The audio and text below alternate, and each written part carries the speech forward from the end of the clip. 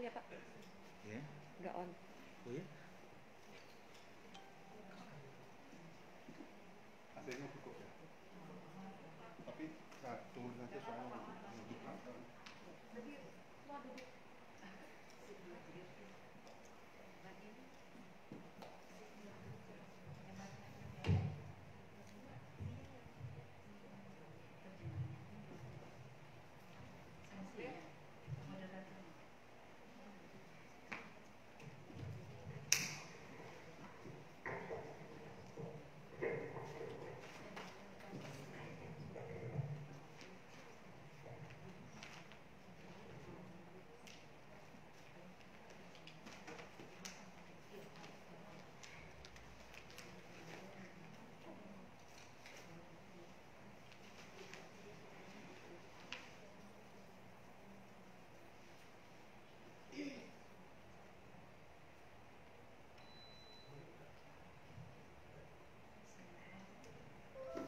Assalamualaikum warahmatullahi wabarakatuh. Waalaikumsalam warahmatullahi wabarakatuh.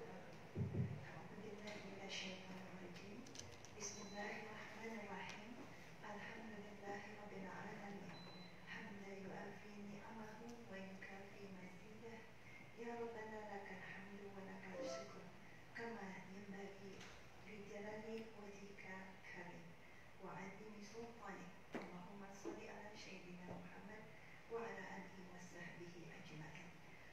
Alhamdulillahirabbil alamin. Segala puji dan syukur kita ucapkan, kita panjatkan kepada Allah Subhanahu wa taala.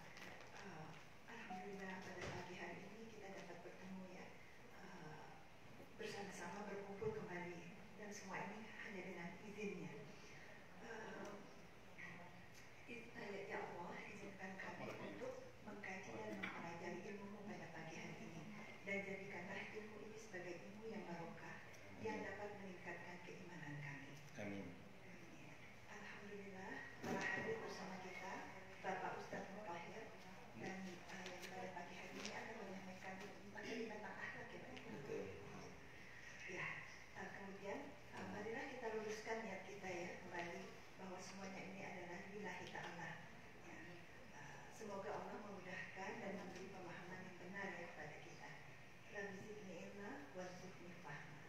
Untuk menambah keberkahan kita pada majelis kita pagi hari ini, mari kita mulai dengan pembacaan ayat-ayat suci Al-Quran. Pada pagi hari ini akan disampaikan oleh Mbak Titi, akan membacakan surat At-Tahrim ayat 8.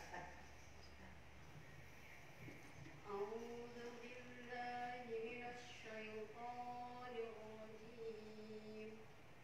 Bismillahirrahmanirrahim. Ya ayyuhalladzina amanu tubu ilallah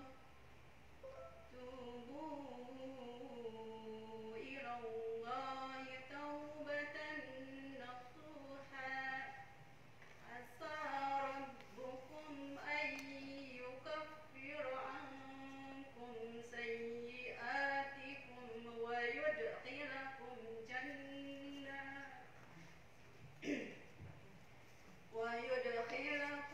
jannatin tajri min tahtiha al-anhar yawma la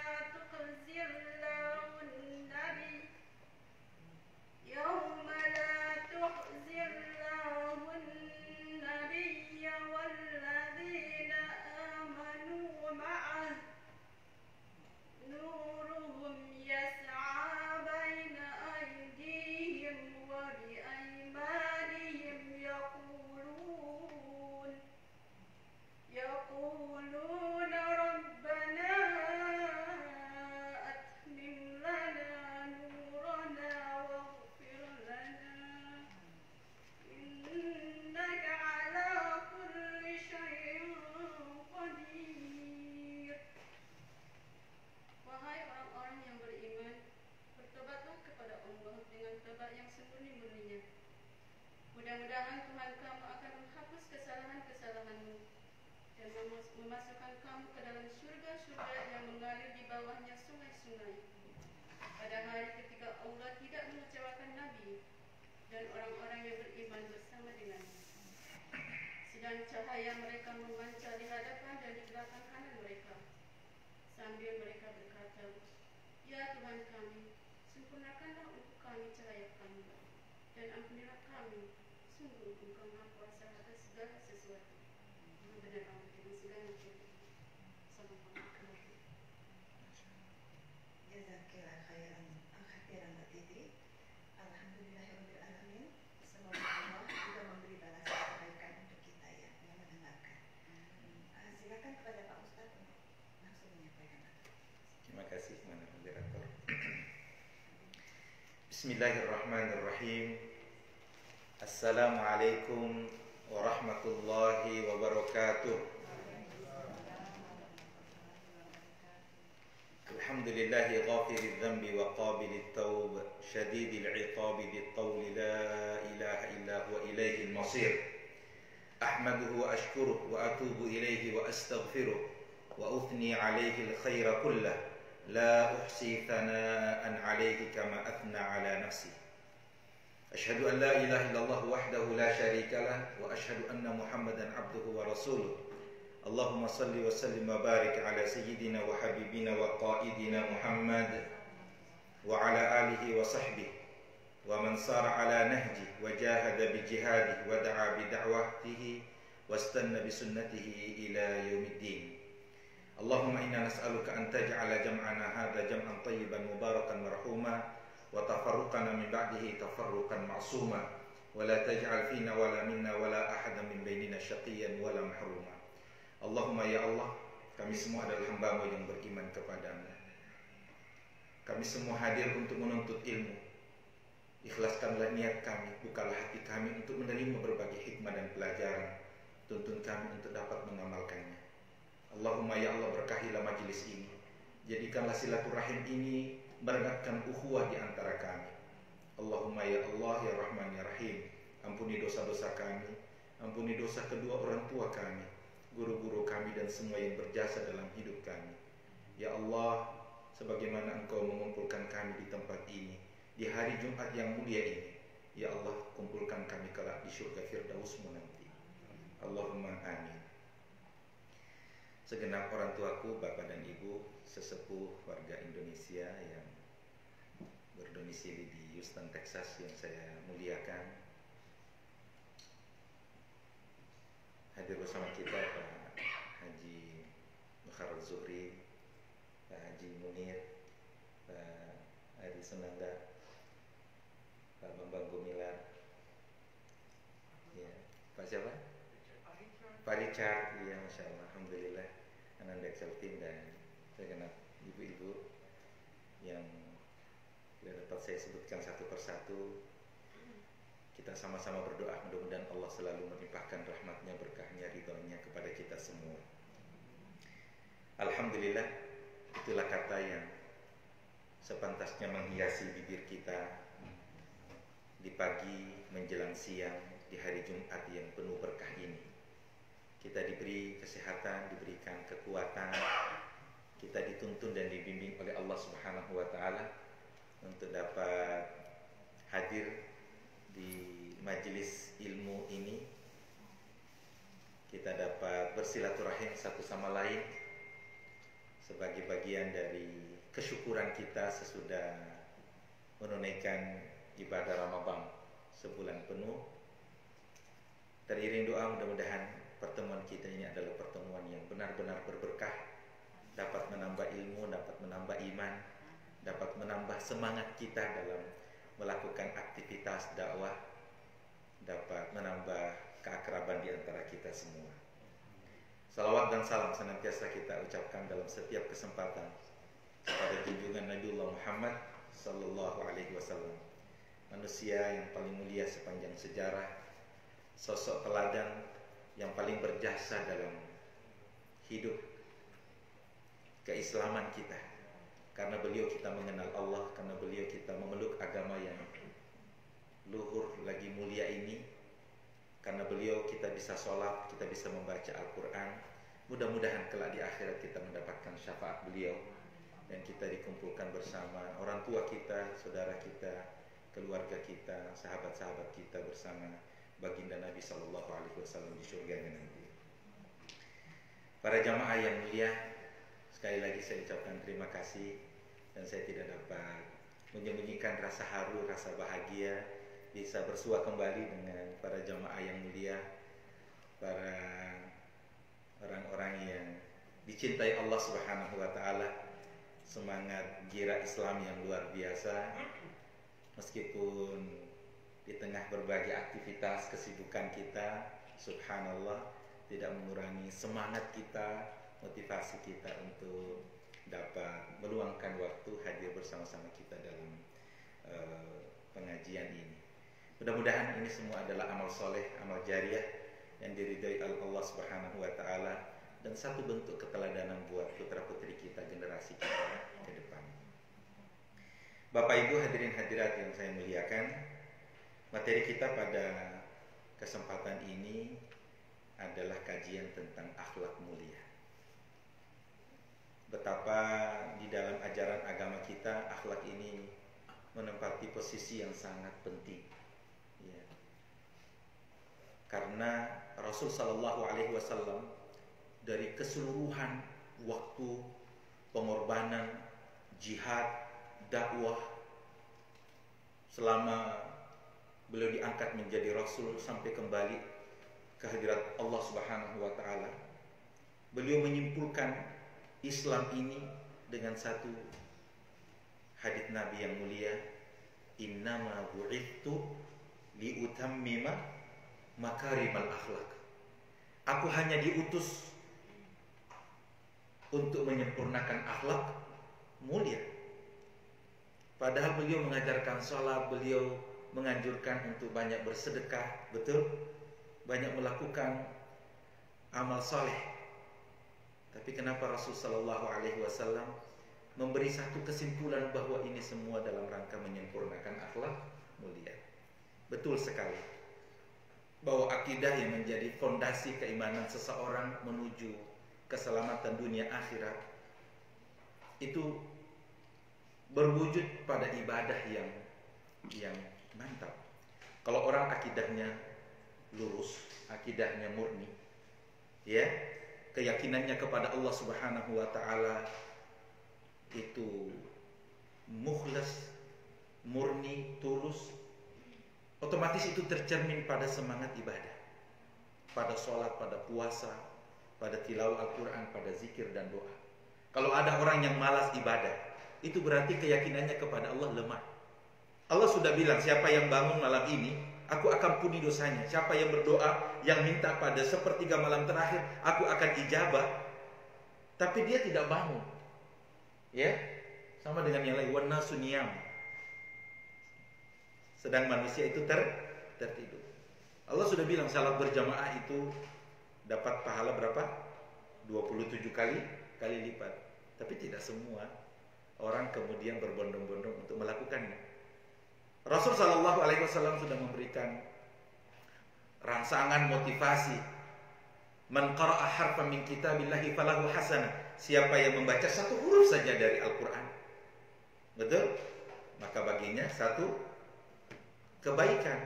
Wal hasanatu bi asyri amthaliha, dan satu kebaikan itu akan dilipat gandakan menjadi 10. Jadi membaca alif lam mim 30 pahala. Bagaimana kalau kita baca satu halaman? Bagaimana kalau kita membaca satu surah? Demikian seterusnya. Tapi siapa di antara kita yang benar-benar merasa rugi, menyesal kalau satu hari dia tidak mengaji, tidak membaca Al-Quran? Ya, ini berarti hati kita perlu dikoreksi. Utsman bin Affan radhiyallahu anhu pernah mengatakan, "Lau tahurat qulubuna," kalau hati kita bersih, "ma syabi'at min kalami rabbina," maka kita tidak pernah mungkin bosan untuk baca Al-Quran. Sudah baca lagi, sudah baca lagi. Betul? Sekali lagi, akidah yang lurus itu akan melahirkan ibadah yang kuat. Tidak capek, selalu mau berusaha lebih baik lagi. usia bertambah, semangat ibadah juga kemudian bertambah. Maka tidak heran kalau 3 sahabat datang bertanya kepada istri Nabi, bagaimana sih ibadahnya Rasulullah Sallallahu Alaihi Wasallam?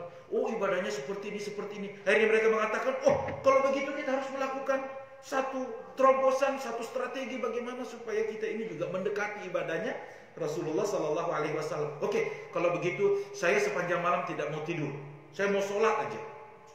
Yang kedua bilang, saya mau puasa terus, setiap hari puasa. Ibaratnya bulan Ramadan, tapi bukan hanya 1 bulan, ini 1 tahun. Betul? Yang lain mengatakan apa? Saya tidak mau menikah, ya, karena menikah itu bisa menghalangi untuk ibadah. Betul? Itu tekad mereka, karena semangat untuk menyaingi ibadahnya Nabi Sallallahu Alaihi Wasallam sangat kuat. Nah, belum beberapa saat beranjak, Nabi datang dan bertanya. Apa yang mereka tanyakan? Begini ya Rasulullah. Dipanggil, inilah atqakum billah. Aku ini adalah orang yang paling bertakwa, yang paling takut, yang paling dekat dengan Allah. Tapi ingat ya, saya juga tidur, saya juga sholat malam, saya juga menikah, ya, saya puasa, saya juga berbuka. Subhanallah, inilah keseimbangan. Yang kedua, orang yang ibadahnya bagus, ibadahnya khusyuk, ibadahnya efektif, sholatnya itu benar-benar punya peran dalam kehidupannya, pasti akhlaknya baik. Ya, subhanallah. Jadi kalau orang ibadah sunnahnya itu rajin, seharusnya berbanding lurus dengan tutur kata yang lembut. Ya, kalau orang rajin ngaji, seharusnya perilakunya itu mencerminkan sosok pribadi yang punya akhlak yang mulia. Ya, dia rajin ngaji, dia rajin sholat, puasa sunnah, subhanallah, Senin Kamis nggak pernah absen. Tapi kalau dia ngomong pedes, ya, apa itu? Gimana kalau sampai ke hati itu, sakitnya tuh di sini katanya. Lalu dia bilang, maaf ya teman-teman, mulut saya memang begitu dari kecil, tapi hati saya bersih. Wah, gitu. Nggak ada itu. Semua yang keluar dari mulut itu gambaran jiwa, gambaran hati. Kalau hati bersih, yang keluar ini baik, pasti lembut, pasti menggambarkan kesantunan, orang dengarnya enak gitu. Tapi kalau di dalam rusak, yang keluar juga itu sampah, kadang-kadang kebun binatang. Nauzubillah. Ya, pepatah Arab mengatakan al-inahu bima fihi yamdahu. Bejana itu, teko itu, cere itu mengeluarkan apa yang ada di dalamnya. Kalau di dalamnya air, yang keluar juga air. Yang di dalamnya kopi, itu yang keluar juga kopi. Jadi kalau apa yang menjadi perilaku kita, tutur kata kita, itu adalah gambaran jiwa. Kita contoh Rasulullah Sallallahu Alaihi Wasallam. Hati beliau bening, bersih. Maka yang keluar dari mulut beliau juga adalah untaian mutiara. Kata-kata yang indah, menyejukkan. Siapa yang mendengarkan Rasulullah berbicara, semua pasti akan merasa teduh, sejuk. Sampai anak-anak pun merasakan itu. Kalau Rasulullah datang, anak-anak berebut datang. Ya, kalau cucunya bisa naik ke punggung Rasul Sallallahu Alaihi Wasallam. Bahkan satu saat Rasulullah itu enggan beranjak dari sujud, sehingga sahabat bilang, ini Rasulullah baru kali ini ya, terlalu lama ruku, terlalu lama sujud. Ternyata Rasulullah menjelaskan, tadi cucuku naik ke punggungku. Kalau kita kenapa? Kita lagi sujud, anak kita naik ke belakang punggung kita. Ya, mungkin kita ngomel, mungkin kita dorong sampai jatuh, nauzubillah. Ya, Rasulullah lihat anak lagi main apa? Ada burung kecil namanya Nughair. Kebetulan namanya Umair. Ya Umair, ma fa'ala Nughair. Begitu Rasulullah ya memanjakan anak kecil. Subhanallah. Kita kembali bahwa kalau ibadah efektif, pasti akhlaknya juga baik. Siapa di antara kita yang paling baik? Apakah yang paling kaya, yang paling tinggi jabatannya, yang punya pengaruh, yang punya followers yang banyak? Khiyarukum ahasinukum akhlaqa. Orang yang terbaik di antara kalian, kata Nabi Sallallahu Alaihi Wasallam, adalah yang paling baik akhlaknya. Subhanallah. Terlalu banyak dalil yang menjelaskan bahwa pintu surga itu terbuka seluas-luasnya bagi hamba yang memiliki akhlak mulia. Allahu Akbar, Allahu Akbar. Ya. Rasul Sallallahu Alaihi Wasallam dalam satu hadis, Ana za'im. Aku adalah pemimpin di surga nanti. Di tempat yang di semua pinggiran surga. Disebutkan orang yang memiliki sifat meninggalkan ketakburan walaupun dia berhak. Misalnya dia pintar, dia kaya, tapi dia tidak takbur. Seperti itu. Ya. Aku pemimpin di surga nanti di tempat yang bagian agak tengah. Itu bagi siapa? Itu bagi orang yang meninggalkan dusta walaupun bercanda. Ya, kan ada tuh kalau membuat orang tertawa, datangkan cerita-cerita yang hoax, padahal nggak benar, betul? Dan aku adalah pemimpin di pusatnya surga nanti. Untuk siapa itu? Liman hasuna khuluquhu, bagi orang yang akhlaknya baik. Allahu Akbar. Ya, sehingga akhlak ini sangat penting untuk kita pelajari, untuk kita jadikan sebagai barometer di mana posisi kita dari akhlak yang Rasulullah ajarkan, yang Rasulullah contohkan. Mungkin materi ada di grup ya, dibagi ke jamaah. Akhlak Islami, hak dan kewajiban antara sesama muslim. Mengajak umat sebagai tujuan materi ini untuk melakukan renungan pada hak dan kewajiban. Kita dimanapun berada, kita ada di Amerika ini punya hak, juga punya kewajiban. Di rumah juga begitu, kita punya hak, punya kewajiban. Apalagi dalam interaksi sosial, dalam pergaulan sesama muslim. Sebagai upaya meningkatkan pemahaman, penghayatan, dan pengamalan akhlak Islami dalam hidup keseharian menuju pengembangan kepribadian muslim yang berkesinambungan. Bapak Ibu, tiap hari berarti umur kita bertambah. Tidak terasa masuk bulan kedua, masuk bulan ketiga, masuk tahun berikut, usia kita bertambah. Yang sering kita lupakan, sudahkah iman kita bertambah? Sudahkah ilmu kita bertambah? Sudahkah amal-amal kita ini mengalami peningkatan yang signifikan atau tidak? Karena firman Allah Subhanahu wa taala, "Ya ayyuhalladzina amanu taqullaha haqqa tuqatih wa la tamutunna illa wa antum muslimun." Ini menyiratkan pesan bahwa upaya untuk terus meningkatkan kepribadian kita, akhlak kita, iman kita itu adalah sebuah keniscayaan, satu kewajiban. Dan kita pertahankan terus, wala tamutunna illa wa antum muslimun. Jangan sampai kita menghembuskan nafas terakhir bukan dalam keadaan muslim, wa na'udzubillah. Materi ini penting untuk kita renungkan, untuk kita kaji bersama dengan beberapa pertimbangan. Satu, agama Islam telah menetapkan hak dan kewajiban setiap muslim dalam kehidupan sosial. Ya, ini bukan faktor perasaan ya. Kapan di mana saja ingat bahwa kita ini punya hak dan kewajiban. Hukum ini mesti kita tahu, mesti kita pelajari, kita hayati dan kita amalkan. Yang kedua, aspek akhlak setiap orang adalah aspek terdepan dari kepribadiannya yang langsung dilihat dan terasa pengaruhnya pada orang lain. Sehingga akhlak perlu senantiasa diperindah. Yang dilihat orang secara langsung dari diri kita itu adalah akhlak kita. Jadi jangan pandang enteng, ya. Cara kita bertemu misalnya, itu kan dengan wajah yang berseri-seri, wajah yang senyum. Mana yang bagus? Kita ketemu dengan orang yang senyum atau orang yang bermuka masam? Ya, Assalamualaikum, salam. Enak gak gitu ini? Ya, atau tidak dijawab sama sekali, malah dia bilang Assalamualaikum. Itu gimana itu? Perasaan kita sakit ya? Iya. Tapi belum tentu, jangan-jangan dia sakit gigi. Iya. Apalagi sekarang pakai masker semua. Ini orang senyum apa cemberut ya? Enggak ketahuan. Bisa dilihat dari matanya. Oh, ini orang senyum ini. Atau ini orang lagi melotot atau gimana? Ya. Senyum itu adalah sedekah, betul? Salam itu adalah kewajiban. Menjawabnya apalagi? Betul? Memperhatikan aspek penampilan kita itu penting. Rasulullah itu selalu menjaga. Rasulullah itu menyisir rambut.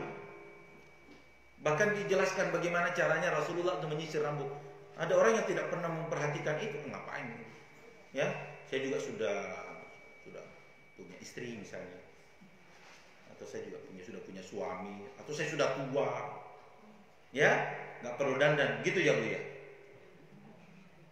Nggak perlu dandan lagi kalau orang sudah punya anak, sudah punya cucu. Hah? Iya. Atau dandannya nanti mau ke kondangan. Kalau di rumah pakai daster robek-robek gitu. Enggak ya. Justru di rumah yang paling penting. Giliran mau ke acara, kayak bidadari, kayak artis, pakai ini yang terbaik, yang termahal, ya. Perhiasan semua dipakai. Giliran berdua sama suami, serampangan. Ya. Suami seneng apa enggak? Enggak ya. Begitu juga sebaliknya. Suami pakai jas, pakai dasi, tapi giliran di rumah pakai celana pendek. Dari depan sampai panas. Ya, pakai oblong, sobek-sobek atau ya. Enggak. Teladan kita Rasulullah Sallallahu Alaihi Wasallam. Rasulullah itu menghargai, mengapresiasi keluarganya, istrinya. Betul, selalu yang terbaik. Khairukum li ahli, yang terbaik di antara kamu, kata Nabi Sallallahu Alaihi Wasallam, adalah orang yang terbaik buat keluarganya. Wa ana khairukum li ahli, dan aku adalah orang yang terbaik bagi keluargaku. Rasulullah selalu senyum. Rasulullah kalau mau masuk rumah ketok pintu, ya, tidak langsung dorong gitu aja. Mengucapkan salam. Rasulullah pernah ketok pintu. Assalamualaikum. Aisyah tertidur. Diulangi sampai 3 kali. Rasulullah tidur di depan pintu. Sekarang ada nggak suami begitu? Depan, buka, nggak ada suara, samping. Ini orang mati di dalam ini. Tidurnya tidur apa ini? Habis minum CTM kali 2 tablet atau 2. Iya, pintu belakang, ditelepon lagi dan seterusnya. Subhanallah, kalau salah, ini panggil 911. Atau pintunya didobrak, auzubillah. Ya, Rasulullah membantu istrinya, ya, di dapur, jahit sendalnya sendiri dan seterusnya.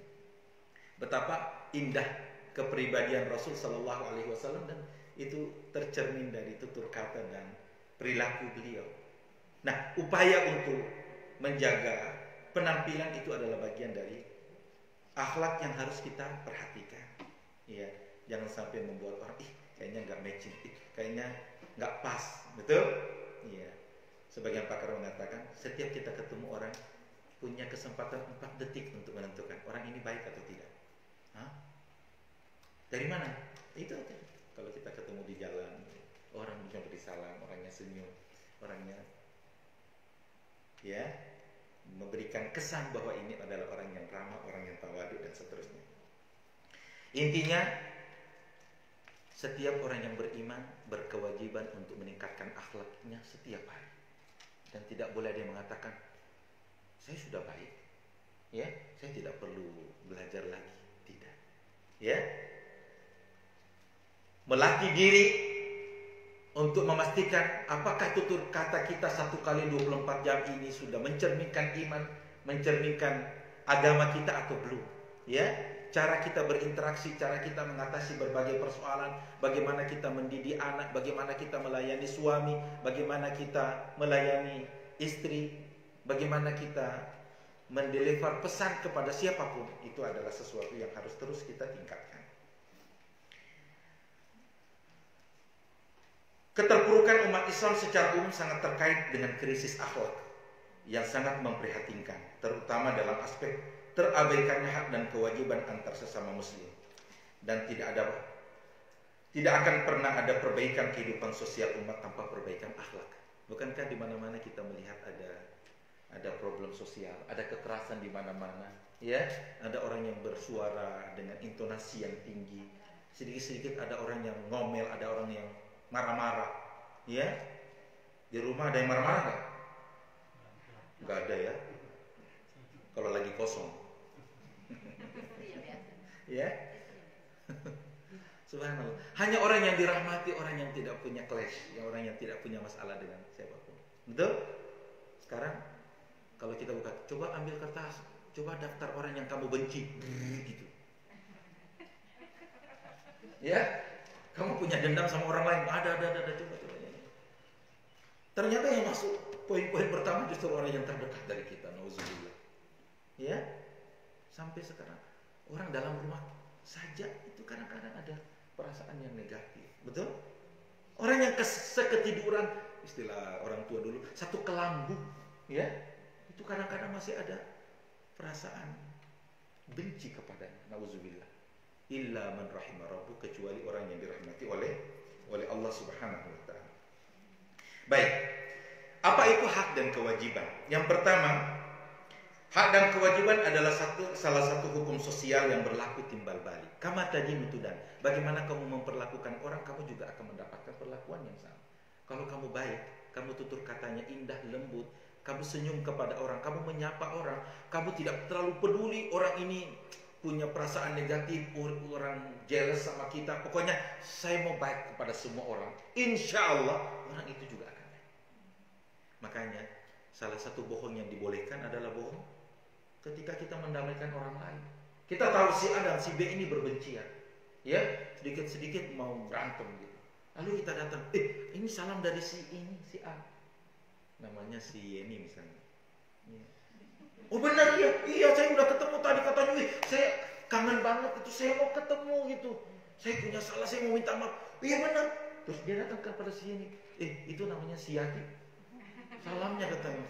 Mohon maaf kalau ada nama yang sama. Ya padahal dia bohong, dia dusta.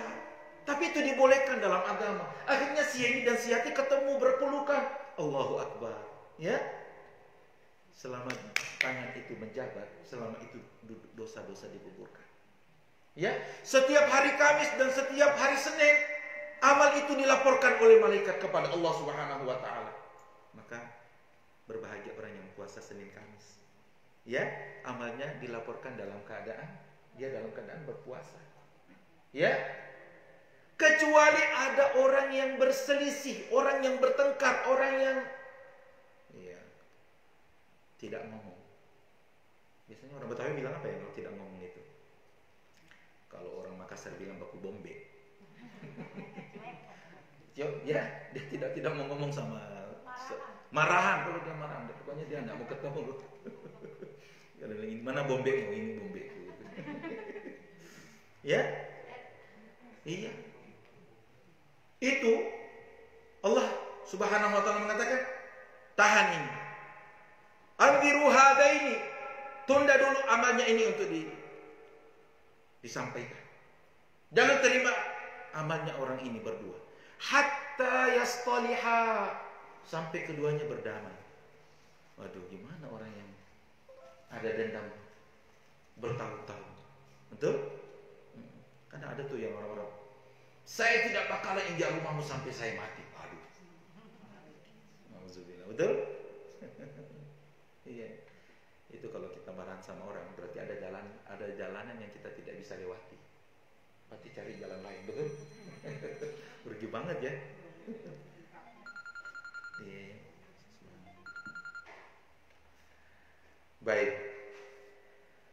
Kalau kita berupaya untuk membersihkan hati kita, ya, insya Allah itu akan melahirkan sifat pemaaf. Apapun kesalahan orang, kita selalu, kalau istilah orang tua kami, kita punya segudang maaf. Orang belum bersalah kita sudah maafkan. Ya, bukankah pernah dulu ada orang yang datang sementara Rasul sallallahu alaihi wasallam berada dalam satu majelis. Sayadkhulu min hadzal bab rajulun min ahli jannah, akan masuk dari pintu ini ahli surga. Itu sahabat mengatakan, siapa ini orang? Masih hidup, masih jalan-jalan, sudah dijamin masuk surga. Berbahagia banget orang itu, betul? Tiba-tiba orang itu datang, ya, parasnya sederhana, ada bekas wudhu berarti, ya, baru saja wudhu mau sholat kan. Apakah itu yang menyebabkan dia dijamin oleh Rasulullah masuk surga? Keesokan harinya dalam waktu yang sama dikatakan, sayadkhulu min hadzal bab rajulun min ahli jannah, akan masuk dari pintu ini ahli surga. Sampai 3 hari berturut-turut. Abdullah bin Amr, salah satu sahabat, itu penasaran, ikutin sampai ke sana. Lalu ini berdusta juga, saya ada masalah di rumah, izinkan saya nginap di rumahmu ya. Padahal dia mau mempelajari apa amalnya orang ini sehingga Rasul jamin dia masuk surga. Ya, sampai 3 malam berturut-turut dia tidak menemukan ada ibadah yang sebegitu istimewa. Ya, sampai dia berterus terang, saya tidak punya masalah, tapi saya mau pelajari kenapa kamu dijamin masuk surga. Ya, apa katanya? Ma indi ma ra'ait illa ma ra'ait. Saya tidak punya apa-apa seperti kecuali apa yang kamu lihat. Ya, saya sholat seperti kamu juga sholat, saya juga qiyamul lail, tapi seperti itu saja sampai subuh. Apa sih? Akhirnya ada perasaan kecewa, kemudian dia beranjak pergi. Tidak lama kemudian dipanggil, sini. Ma indi illa ma ra'ait. Saya tidak punya apa-apa ibadah yang spesial kecuali apa yang kamu lihat. Illa annani, kecuali saya ini la abitu lailatan. Saya tidak pernah tidur di malam hari. Wa fi qalbi ghil. Sedang di hatiku ada rasa benci. Au hasadun minal muslimin. Atau ada perasaan dengki, iri hati kepada sesama muslim. Oh, kata Abdullah bin Amr, hadzal ladzi ballagat, hadzal ladzi ballagat, hadzal ladzi ballagat. Inilah yang menjadikan kamu mendapatkan posisi yang mulia itu. Wa hadzal ladzi la nutiquha, dan itulah yang kami tidak sanggup. Orang tidak tidur kecuali memastikan hatinya bersih. Dia tidak punya apa tadi, bombe ya. Tidak benci kepada orang, tidak jealous, tidak iri hati, ya. Betapapun tetangganya itu dapat nikmat, ya. Istilah mubalik, bukan dia yang beli kipas angin, dia yang terputar. Tetangganya yang beli AC, dia yang kedinginan. Ya, ini ganti mobil, dia yang sakit kepala. Alhamdulillah. Itu hasad, betul? Wa hadzal ladzi la nutiquha, karena umumnya kita itu tidur ada banyak banyak gangguan setan, ya. Bangun-bangun tengah malam karena mimpi buruk. Justru orang yang dibenci itu mendapatkan nikmat yang lebih banyak lagi. Subhanallah. Jadi betapa hati seseorang yang bersih dari sifat-sifat yang buruk dapat mengantarkannya untuk memiliki akhlak yang mulia. Hak seseorang ataupun kelompok menjadi kewajiban orang lain ataupun kelompok lain. Demikian pula sebaliknya. Apa yang menjadi kewajiban kita itu adalah hak orang, ya. Dan apa yang menjadi kewajiban orang adalah hak kita. Contoh, hak seorang anak untuk mendapatkan pendidikan agama. Setiap orang tua bertanggung jawab memastikan anaknya itu punya basic agama yang cukup. Tidak cukup bagi orang tua, bapak dan ibu untuk memberikan asupan gizi yang memadai, pakaian yang sempurna, pendidikan yang baik. Kalau menafikan aspek pendidikan agama, anak kita harus tahu siapa itu Allah, siapa itu Rasulullah. Bagaimana Islam ini ya'lu wa la yu'la alaihi, sebagai agama yang teratas, yang paling mulia. Bagaimana kita menjalani hidup ini dengan ibadah. Anak kita harus tahu sholat dan melihat keteladanan itu dari orang tuanya. Bukankah di dalam hadis Nabi SAW kita mendapatkan perintah, muru auladakum bis salati li sab', perintahkan anakmu yang berumur 7 tahun untuk salat, wadribuhum 'alaiha li 10. Kalau sampai umur 10 tahun belum juga mau salat, boleh dipukul, pukulan pendidikan. Tapi rasanya kita tidak pernah menemukan ada sahabat Nabi dalam sejarah yang pukul anaknya karena tidak salat. Jangankan 10 tahun, 7 tahun, anak umur 3 tahun sudah diajak ke masjid, sudah lihat keteladanan dan contoh itu ada di depan mata. Ya, Abdullah bin Mas'ud ketika masih anak-anak, masih kecil-kecil, itu tahu bahwa Rasulullah itu sudah selesai sholat. Ketika mendengar, sudah zikir, dia ajak sahabat-sahabat yang lain. Dia masih anak-anak, tidak ikut sholat. Ya, jadi Assalamualaikum warahmatullah, mereka pada zikir semua. Ya, diceritakan oleh sahabat tersebut, waktu kami anak-anak, kami tahu jamaah Rasul dan sahabat yang lain itu sudah usai dari sholat itu ketika mereka berzikir. Dan betapa banyak contoh bahwa di zaman Nabi anak-anak juga itu ikut sholat, dan itu berarti memberikan pelajaran yang nyata bahwa anak itu harus dididik, harus diperlihatkan lingkungan yang cinta kepada ibadah. Kalau kita kan anak-anak jangan ke masjid, mengganggu saja ini. Ya, apalagi kalau marbotnya itu kejam. Pakai jaga di masjid, awas lo ya. Masuk ke sini nggak boleh. Ada yang gitu, ada ya? Iya. Ya, pokoknya anak itu Allahu Akbar. Ya Allah, ini anak kecil nggak tahu khusyuk itu apa. Bacanya saja masih belepotan. Baca pun tidak tahu artinya apa. Jangan bayangkan anak kecil itu adalah orang yang besar, dewasa, berada di fisik yang mungil. Bukan. Memang dia kecil, serba kecil. Anak ini kecil, makhluk Allah yang masih kecil, hatinya kecil, perasaannya kecil. Betul? Harus kita terima apa adanya. Anak ini dunianya dunia bermain. Sampai di masjid mau main-main. Keliru kalau ada seorang, alhamdulillah anak saya soleh. Kalau dia sholat gak pernah goyang-goyang. Bu, itu anak sakit. Itu punya masalah itu. Bawa itu ke psikiater itu. Anak-anak Allah. Ya itu anak itu. Betul. Ya. Meskipun ada safnya. Imam, saf orang dewasa, ada saf anak-anak, baru saf wanita. Tapi jangan bayangkan bahwa saf anak-anak itu pokoknya harus tenang, tertib, enggak. Ya, ada waktu. Sehingga anak ketika bangun tidur saja sudah lihat, wih, Bapak lagi ngapain? Ibu, bilmu kena ya? Mau sholat. Anak itu sudah ikut. Mungkin 3 tahun dia sudah minta dibeli ilmu kena. Subhanallah. Saya justru dapat inspirasi dari Amerika. Salah seorang keluarga, salah seorang kawan kita itu membiasakan anaknya, masih baby, masih bayi, itu dibangunkan setiap subuh. Nah, subuh, sholat subuh. Padahal belum sholat, ya belum bisa jalan. Saya tanya kenapa begitu? Dia bilang saya mau membiasakan anak saya dengar bahwa setiap subuh itu ada kata sholat subuh. Jangan anak itu diperdengarkan, Nana bangun, udah mau sekolah ya. Karena sekolah itu ada liburnya. Ya, jadi bangun pagi karena mau sekolah. Giliran libur, nggak bangun. Kalau sholat ada liburnya nggak? Nggak ada, jadi sholat terus. Subhanallah, dan itu pendidikannya mereka. Saya lihat, subhanallah, anak-anaknya tumbuh dewasa, hafal Quran, ya, tidak ada yang pacaran, menikah dini. Nah. Cepat dapat jodoh ya. Alhamdulillah. Jadi anak itu melihat lingkungannya, lihat kepada kepribadian yang dijadikan sebagai panutan. Dalam hal ini tentu ayah dan ibunya. Anak itu punya hak untuk mendapatkan pendidikan agama. Ajarkan sama anak.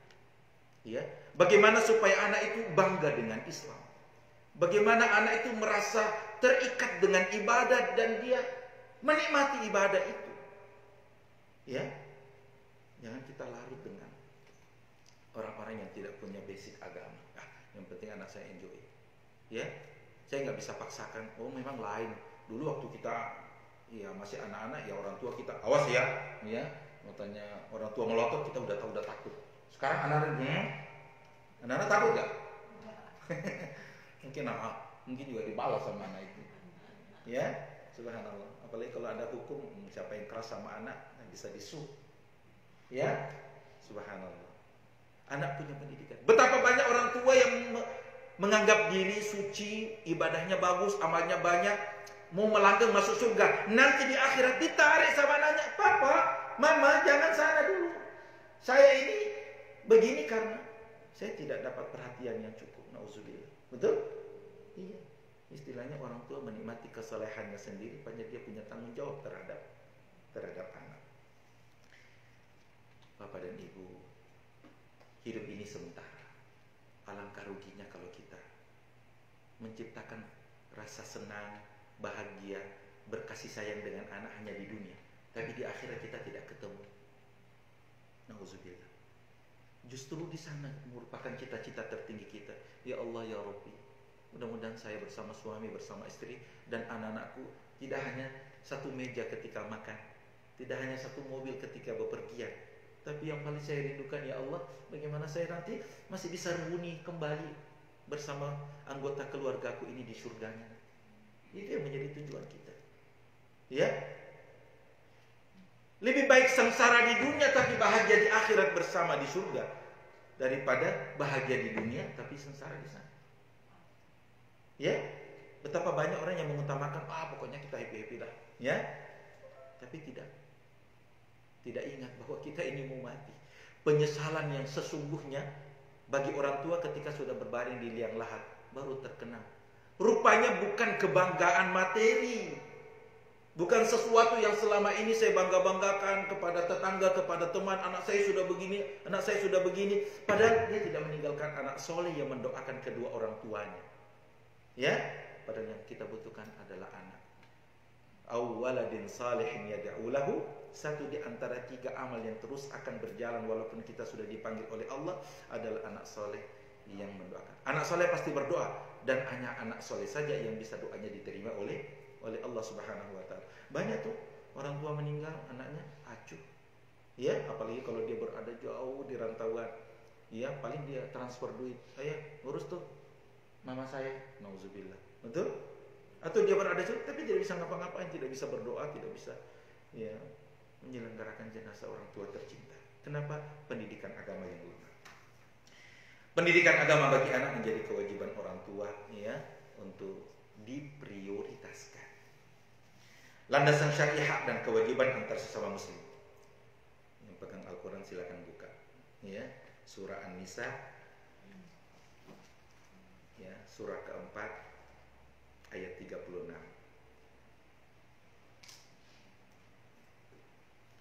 Siapa yang paling dulu ketemu? Silakan. Dapat hadiah.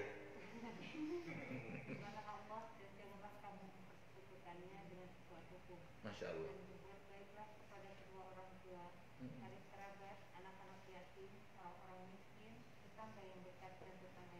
Masya Allah.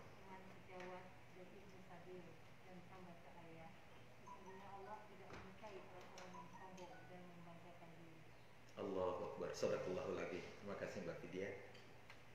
Wa'budullaha wa la tusyriku bihi syai'an. Sembahlah Allah.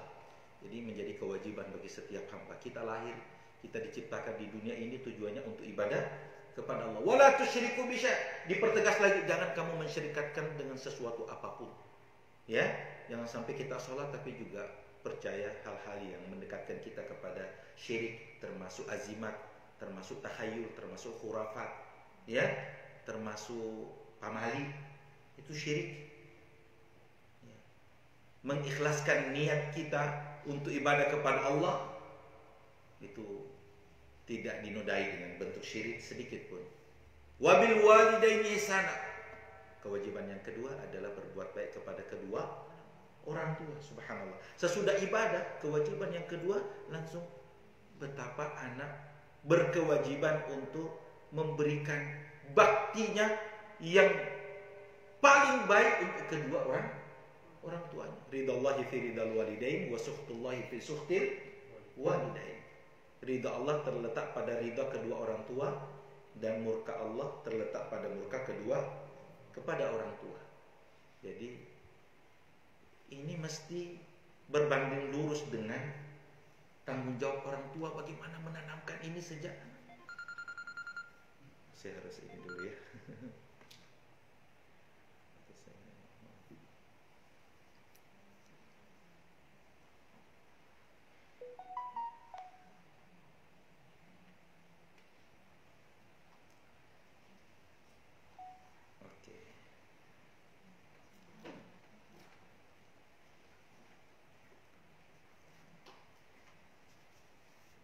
Di dalam surah An-Nisa ayat 36 secara gamblang Allah Subhanahu wa taala menjelaskan kewajiban kita kepada sesama.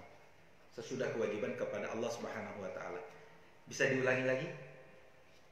Bakti kepada kedua orang tua, kemudian kepada karib kerabat, bahwa orang-orang yang ada dalam keluarga kita punya hak dari kita semua. Ya. Tetangga kita punya hak. Semua orang yang ada dalam tanggung jawab kita. Pada zaman waktu masih ada hamba sahaya, budak itu juga punya hak. Berikutnya, surah Al-Isra ayat 23. Ada yang ketemu? Al-Isra ayat 23 sampai 39.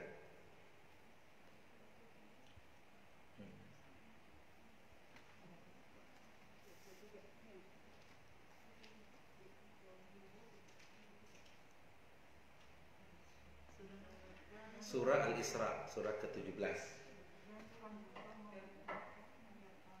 Iya. Masya Allah. Lanjut lagi beberapa nasihat dari Allah Subhanahu wa taala terkait berbakti kepada kedua orang tua. Jika salah seorang di antara keduanya atau Iya. keduanya sampai berusia lanjut dalam Iya. memeliharanya, Mm-mm. maka sekali-sekali janganlah engkau mengatakan kepada keduanya perkataan ah, Iya. dan janganlah engkau membentak keduanya dan ucapkanlah kepada keduanya perkataan yang baik. Allahu Akbar. Sangat indah nasihat Allah Subhanahu wa taala kepada kita semua. A'udzu billahi minasy syaithanir rajim. Wa qada rabbuka alla ta'budu illa iyyahu wa bil walidaini ihsana. Imma yablughanna 'indaka al-kibara ahaduhuma aw kilahuma fala taqul lahuma uffin wa la tanharhuma wa qul lahuma qawlan karima واخفض لهما جناح الذل من الرحمة وقل رب ارحمهما كما ربياني صغيرا رب ارحمهما كما ربياني صغيرا. Berbakti kepada kedua orang tua adalah kewajiban kita ketika keduanya masih hidup, apalagi ketika sudah berpulang ke hadirat Allah Subhanahu wa taala. Tanggung jawab dan kewajiban kita sebagai anak itu melekat. Iya. Satu dari 8 pintu surga itu adalah babul walidain, pintu bakti kepada kedua orang tua. Siapa yang dinilai oleh Allah berbakti kepada kedua orang tuanya akan masuk dari pintu itu. Sama dengan orang yang rajin berpuasa akan masuk dari pintu babur rayyan. Ya. Pintu ar-rayyan. Kita berdoa mudah-mudahan Allah Subhanahu wa taala menambahkan hidayahnya kepada kita semua untuk menjadi anak yang soleh dan soleha yang berbakti kepada kedua orang tua. Lanjut, landasan syar'i dari hadis Nabi sallallahu alaihi wasallam. Man kana yu'minu billahi wal yaumil akhir falyuhsin ila jari. Siapa yang beriman kepada Allah dan hari akhirat. Ini mengaitkan antara keimanan kita kepada Allah dan percaya kepada adanya hari kebangkitan, itu dikaitkan dengan interaksi sosial. Falyuhsin ila jarihi. Hendaklah ia berbuat baik kepada tetangganya.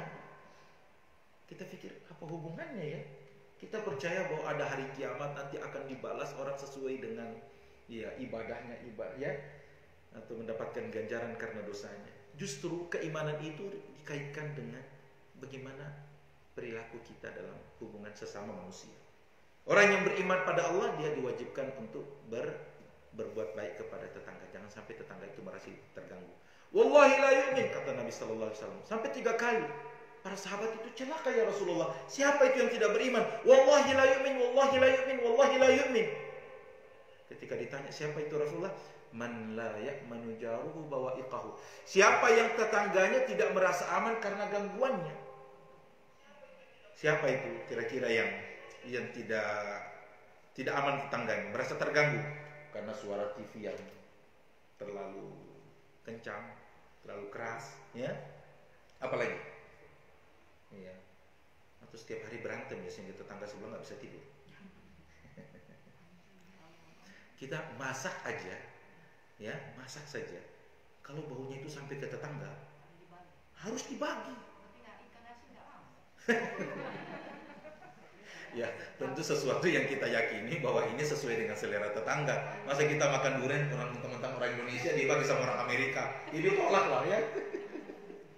Ya justru kita harus pertimbangkan juga kapan dan di mana kita harus ya mencicipi sesuatu kalau itu memang merusak mengganggu perasaan tetangga, betul?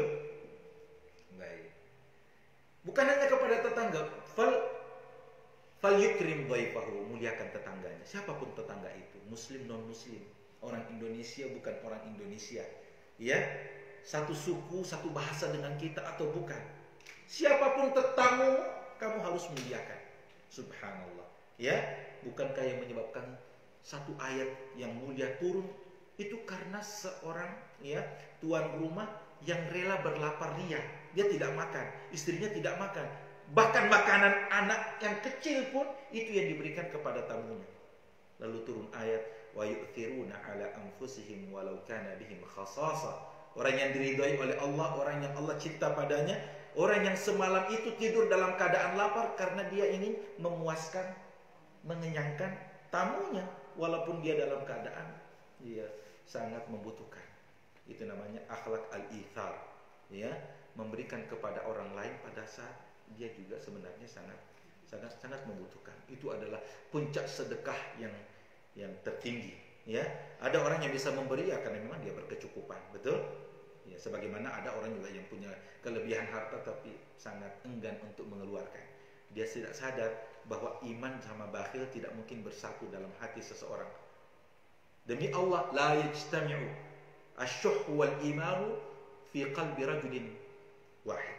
Tidak akan bertemu di hati seorang antara iman sama bakhil. Kalau ada bakhil pasti imannya keluar. Kalau ada iman pasti bakhilnya keluar. Memuliakan tamu, ya. Apalagi siapa yang beriman kepada Allah dan hari akhirat, falyaqul khairan aw liyasmut, ucapkan kata-kata yang baik, kalau tidak sanggup diam. Ya, ini terlalu banyak hoax, ya. Terlalu mudah kita ya menyampaikan berita sesuatu yang kita tidak tahu sumbernya ini benar apa enggak gitu. Nauzubillah, betul? Padahal berlaku satu pesan seorang ulama, man kathura kalamuhu kathura saqatuhu. Siapa yang paling banyak bicaranya pasti banyak salahnya. Ya, termasuk terlalu banyak posting. Ya, terlalu banyak komen. Wa man kathura saqatuhu kathurat dzunubuhu. Siapa yang banyak salahnya berarti banyak dosanya. Wa man kathurat dzunubuhu kanatin naru aula bih. Siapa yang paling banyak dosanya adalah neraka lebih pantas untuknya. Nauzubillah. Jadi semua berasal dari mana? Dari perkataan atau bertunjuk jari kita, ya, yang ketik, yang posting sesuatu. Subhanallah. Mulutmu harimau, karena mulut badan binasa. Jadi banyak hal yang menjadi PR, ya, betapa kita ini harus melakukan introspeksi terus menerus. Al-muslimu man salimal muslimuna min lisanihi wa yadihi. Muslim sejati, muslim yang sesungguhnya siapa itu? Adalah orang yang sesamanya muslim itu selamat dari gangguan lisan dan tangannya. Ya, kalau ada orang itu datang tuh, orang lari, itu berarti dia bukan muslim. Ya, atau ketika dia datang dia diam, awas, ini datang apa ini stasiun televisi yang datang. Apa yang kita ngobrolin di sini pasti ntar muncul di mana, ya. saya sebenarnya tidak mau sebut nama stasiunnya. Iya. Padahal apa yang kita sampaikan belum tentu sesuai dengan apa yang kita dengarkan. Kafa bil mar'i kadiban an yuhadditsa bima sami'a. Cukuplah seseorang itu dianggap berbohong, berdusta, bahwa dia menyampaikan apa yang dia dengar. Maksudnya apa? Pasti ada yang ditambah-tambah. Ya, tidak seperti itu lagi. Ya, betul? Ada hampir kecelakaan. Itu kalau sudah sampai ke 10 orang, itu sudah mati orang itu. Padahal tadi hampir gitu. Betul? Iya. Jadi perlu kehati-hatian.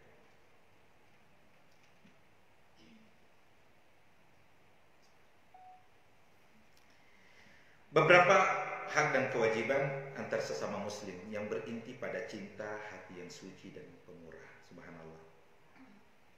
Hanya dengan cinta maka seseorang itu bisa mengaplikasikan akhlak mulia kepada siapapun. Kalau ada cinta di hati, pasti kita sayang sama suami. Betul? Pasti kita akan lemah lembut kepada anak-anak kita, kepada tetangga kita, dan seterusnya. Semua bersumber dari hati yang suci, yang rajin bertobat kepada Allah. Maha benar firman Allah yang dibacakan oleh qari'ah tadi, ayyuhalladzina amanu tubu ilallahi taubatan nasuha. Wahai orang yang beriman. Ini orang beriman ini, ya. Sadar kita manusia biasa pasti punya banyak kesalahan. Disuruh bertaubat dengan taubat yang sesungguhnya. Jangan bilang, saya nggak ada salah. Justru disitulah kesalahan. Ketika kamu menganggap diri sempurna, tidak punya dosa, tidak ada dosamu ada di situ, ya. Iya. Yang pertama saling memberi salam, ya. Jadi ini kewajiban. Afsus salama bainakum, ya. La tadkhulul jannata hatta tu'minu, kalian tidak masuk surga sampai kalian beriman, wala tu'minu illa hatta tahabu, dan kalian tidak akan masuk surga. Kalian tidak masuk surga sampai kalian beriman, dan kalian tidak beriman sampai kalian saling mencintai. Jadi orang beriman itu diukur seberapa besar dia menebar cinta dan kasih sayang kepada semua orang beriman. Nah, gimana kalau kita punya banyak benci, punya banyak orang yang kita musuh?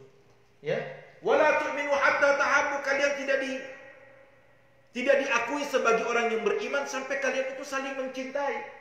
Awala adullukum ala syai'in idza fa'altumuhu tahabbtum, maukah kalian aku berikan tips cara agar kalian saling mencintai? Afshus salama bainakum, sebarkan salam di antara kalian.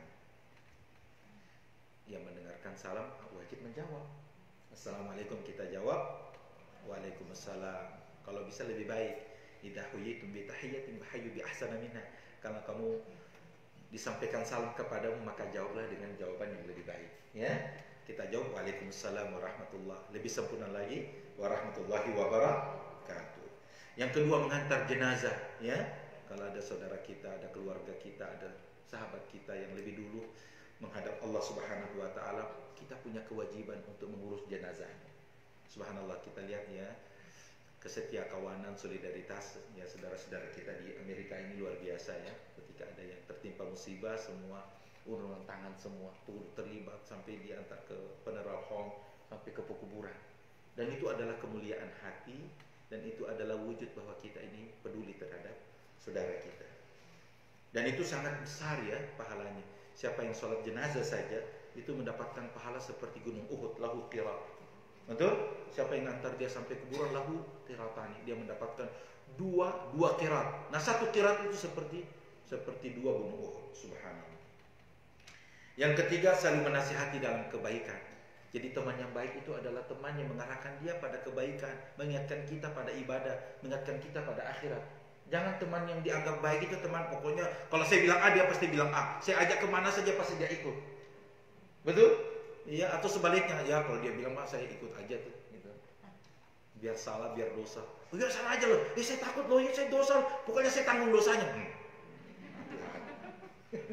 Ya, jadi kewajiban kita saling menasehati. Tidak ada orang yang sempurna di antara kita. Giliran salah, kita yang harus mengingatkannya. Saling memberi hadiah, saling membahagiakan. Tahadu tahabu, saling memberi hadiahlah, niscaya kamu akan saling mencintai. Sekecil apapun itu, ya, berikan sesuatu. Jadikan ini sebagai hobi, sebagai kebiasaan. Di Masjidil Haram memberi buka puasa itu turun temurun. Setiap safnya itu sudah dikapling orang. Saya pernah bertemu, ini yang punya ini siapa? Sudah pindah ke negara lain, tapi saya diwasiatkan untuk tetap jaga ini. Masih asar itu sudah siapkan syufra, tempat untuk menyimpan korma, susu dan seterusnya. Jadi sampai hampir tidak ada lagi itu yang tersisa, apalagi di Madinah. Jadi semua orang berlomba-lomba untuk memberikan kebaikan, apalagi sadar bahwa siapa yang memberi buka puasa pertama kali itu berarti dia mendapatkan pahala puasa juga. Sehingga saya menyaksikan langsung, karena orang yang tidak bisa memberikan buka puasa di saf itu, jadi dia tunggu orang yang lagi tawaf gitu. Begitu lagi tawaf, labbaik Allahumma labbaik, ya, tawaf keliling, tiba-tiba Allah, azan maghrib, dimasukkan kurma itu di mulutnya. Subhanallah. Dan dia bahagia sekali gitu. Siapa yang pertama memasukkan sesuatu di mulut orang yang berpuasa, berarti kan dia sudah batal puasa ya. Oke, saya sudah dapat puasanya orang ini. Dia yang Dari subuh sampai sekarang baru makan saya dapat pahalanya juga. Subhanallah. Berapa tuh orang? Cuman ada air, orang bisa ambil air Zam-Zam sendiri, tapi ada orang yang sibuk, ambilkan air, ayo tafadhal, ayo. Itu kenapa? Dari hati yang bersih. Selalu mau memberikan sesuatu kepada, selalu mau idkhalus sururi fi qalbi akhihi, memasukkan kebahagiaan di hati orang. Mulai dari senyum. Ada orang yang sudah tidak bawa kurma, tidak bawa apa lagi, bawa air. Apa ya? Dia ambil tisu, berdiri aja. Pokoknya memberikan fasilitas, meringankan orang, ya. Jadi orang ada saja ide-ide ya, kemudian bisa bagaimana membuat orang itu ya comfortable, merasa nyaman, merasa tenang. Iya. Dan benar sekali, siapa yang memberi hadiah itu pasti akan ya memupuk cinta dan kasih sayang. Orang tidak mudah untuk melupakan kebaikan-kebaikan itu. Orang Arab di zaman Nabi sampai sekarang itu kambing itu makanan yang paling favorit. Ya, kepala kambing, enaknya makan hari ini kita makan ini nih. Tapi alangkah bahagianya tetangga kita di sebelah kalau dia mendapatkan ini. Itu dikirim ke sebelah, tidak sempat dicicipi. Tahu nggak berapa? 8 rumah keliling kepala kambing baru. Kayaknya memang udah rezeki kita ini. Subhanallah. Kalau kita kan, ada makanan enak. Tutup pintu. Ada tamu tuh, sekalian makan udah. Nanti tamunya pulang baru kita makan baik-baik. Subhanallah. Iya. Yang ketiga, membesuk orang sakit. Ya, tidak ada orang yang mau sakit, betul? Kita juga demikian. Tapi kalau giliran ada yang sakit, nah kita punya kewajiban, doakan dia, telepon dia, hibur dia, kuatkan dia, ya, kasih ide, kasih usulan, ya, antar dia ke rumah sakit, besuk dia di rumah sakit. Di sini boleh jenguk orang sakit di rumah sakit. Ada yang boleh, ada yang enggak ya? Karena saya pernah sama Pak Muharram, kayaknya enggak. Tergantung penyakitnya ya, subhanallah. Ya, ada memang juga masuk rumah sakit memang harus steril ya, tidak boleh biar dia recover dengan baik. Ya. Menjenguk orang sakit itu adalah pintu pahala yang luar biasa. 70.000 malaikat mendoakan orang yang menjenguk orang sakit. Ya, jadi di zaman Nabi itu selalu bertanya, ada yang sakit gak? Rasulullah bertanya, siapa yang sakit? Kita rame-rame ke sana. Dan orang yang sakit itu kemudian merasa luar biasa, dapat support, dapat dukungan, ya. Iya. Masya Allah, la ba'sa tahurun insya Allah ini. Ya. Ini pembersih dari dosa, ya.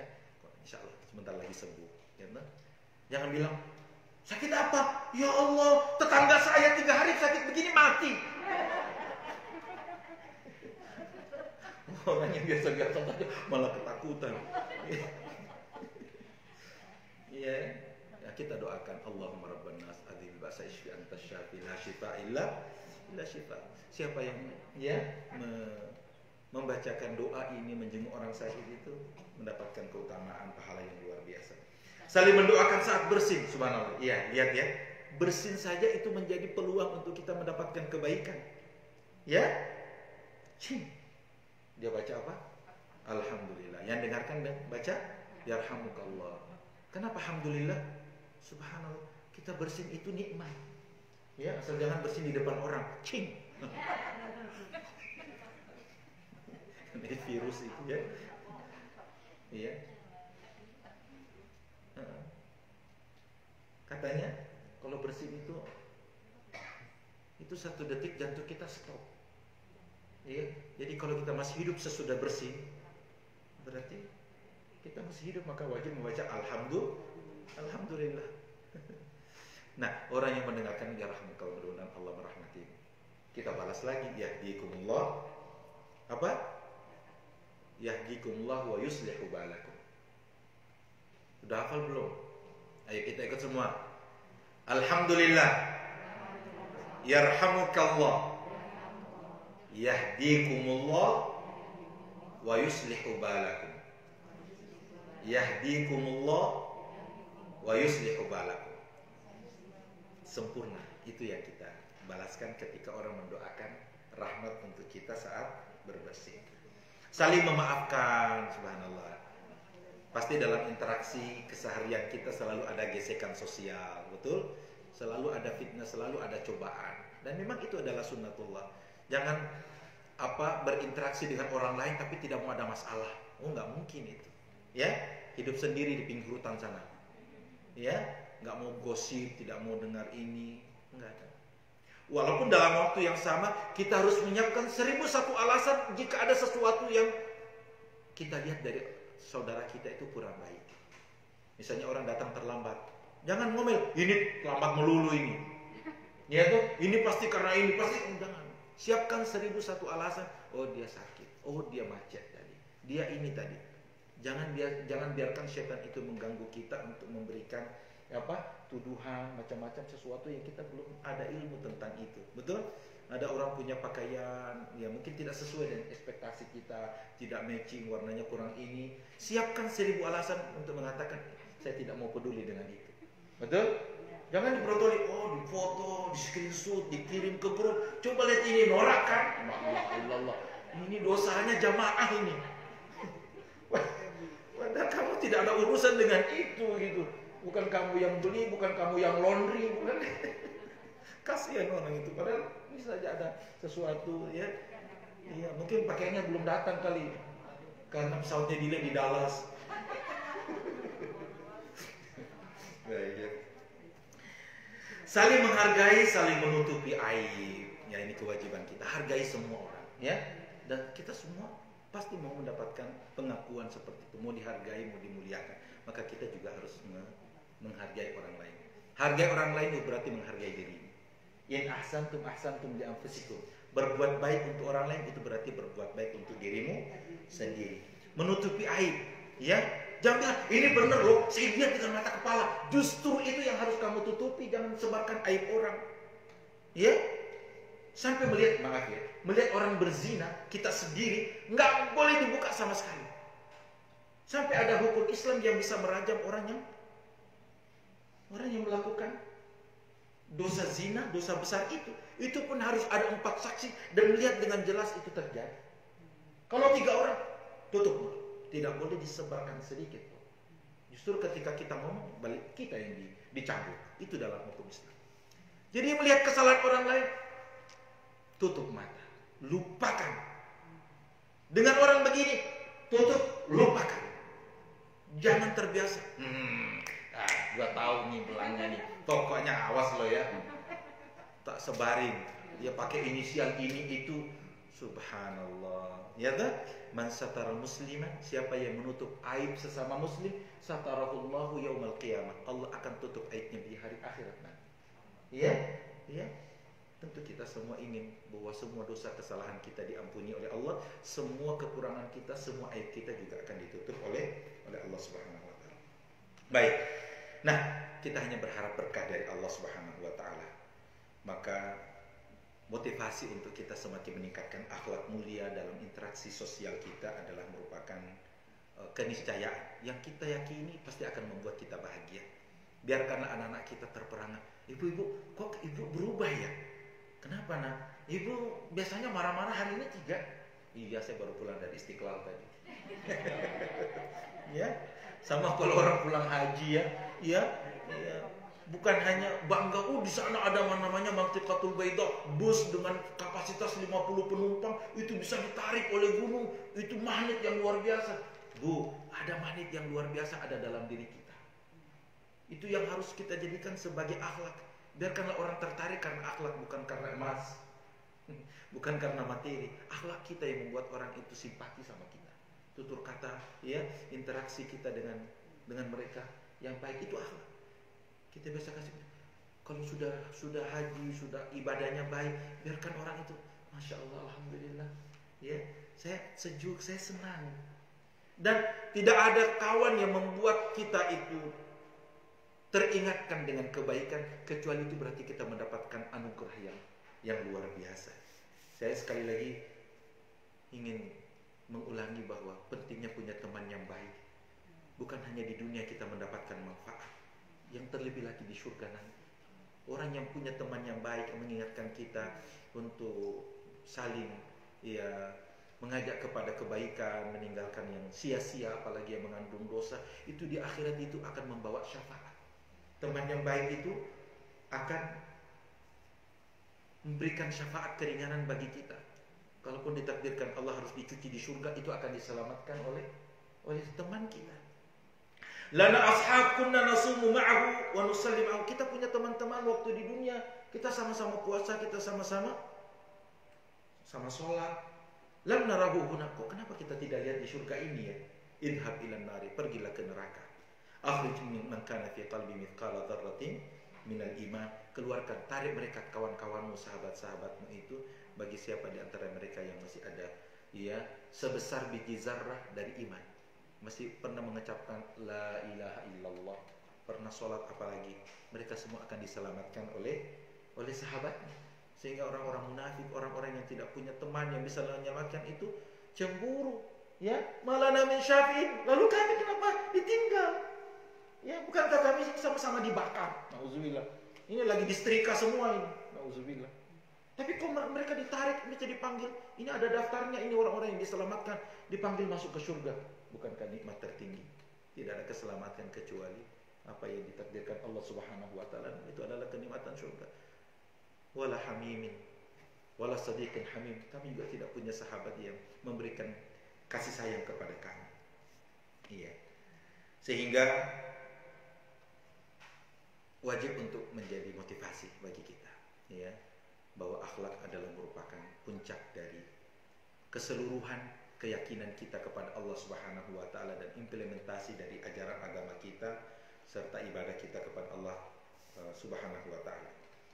Mari aktifkan diri kita untuk lebih banyak belajar, tambah lagi, kita baca lagi, ya, cari buku-buku yang baru yang memotivasi kita untuk lebih perhatian terhadap ajaran agama kita, pintu-pintu kebaikan yang terbuka. Pilih kawan, pilih teman, sahabat yang selalu mengingatkan kita untuk rajin belajar, rajin ibadah, rajin mengaji, ya, selalu memotivasi untuk lebih perhatian terhadap putra-putri kita, anak-anak kita.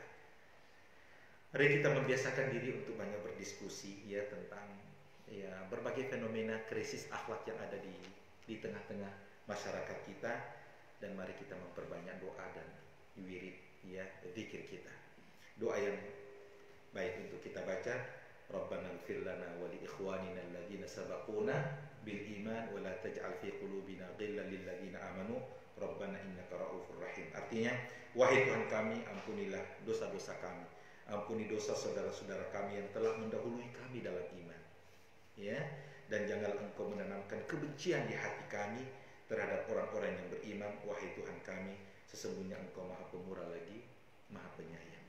Indah sekali doa yang diajarkan oleh Allah, doa yang Allah tahu dan Allah akan menerima permintaan ini, dan Allah ajarkan, Allah cantumkan dalam surah Al-Hasyr ayat 50.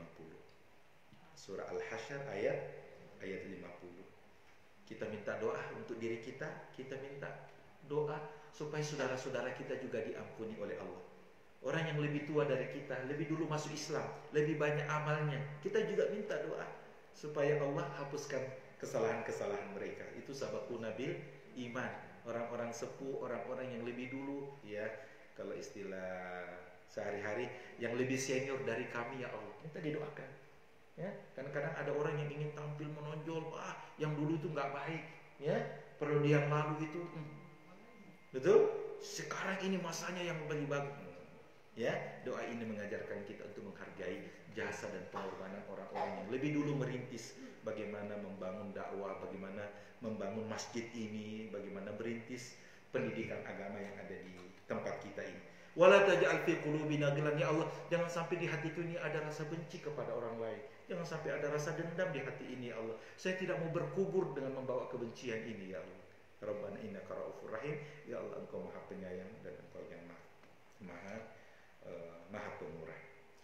Demikian kajian kita tentang akhlak. Mudah-mudahan Allah Subhanahu wa taala membuka hati kita, menguatkan jiwa kita untuk dapat mengulangi kembali materi ini dan untuk kita renungkan, dan insya Allah kita mendapatkan tambahan hidayah untuk dapat kita implementasikan dalam kehidupan kita sehari-hari. Terima kasih atas ketawaduan segenap Bapak dan Ibu, orang tuaku semua, ya. Mohon maaf jika ada hal yang kurang berkenan dari saya. Kita berdoa mudah-mudahan Allah mencurahkan berkahnya kepada kita semua dengan dengan pertemuan dan silaturahim ini ya. Terima kasih pada segenap jamaah pengajian. Ini gabungan ya. Pengajian apa? Sugarland, ya, apa lagi? Hujan Teti, mana dari Woodland? Oh, Ibu Titi, oh, masya Allah, masya Allah, iya, semakin jauh tuh, semakin pahalanya semakin banyak ya. Insya Allah. Dari mana lagi? Kajari kan ada? Iya, subhanallah. Nanti malam juga ada pengajian di Wisma Indonesia. Terima kasih sekali lagi dan mohon maaf ya. Saya kembalikan kepada moderator. Assalamualaikum warahmatullahi wabarakatuh.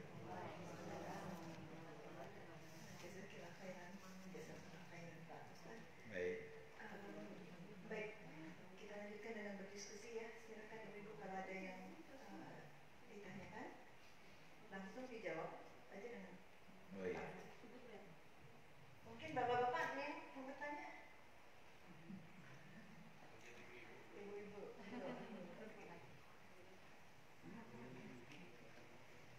Assalamualaikum warahmatullahi wabarakatuh. Waalaikumsalam warahmatullahi wabarakatuh. Tadi yang bertanya siapa? Mbak Vidya, terus siapa lagi yang jawab, yang baca ayatnya tadi? Wadini, siapa lagi? Oh iya. Saya kasih hadiah ya. Yang double pun bisa. Doakan teman-teman. Dari rupiah ke dolar ya. Sengaja kasar supaya ingat tanah air. Siapa?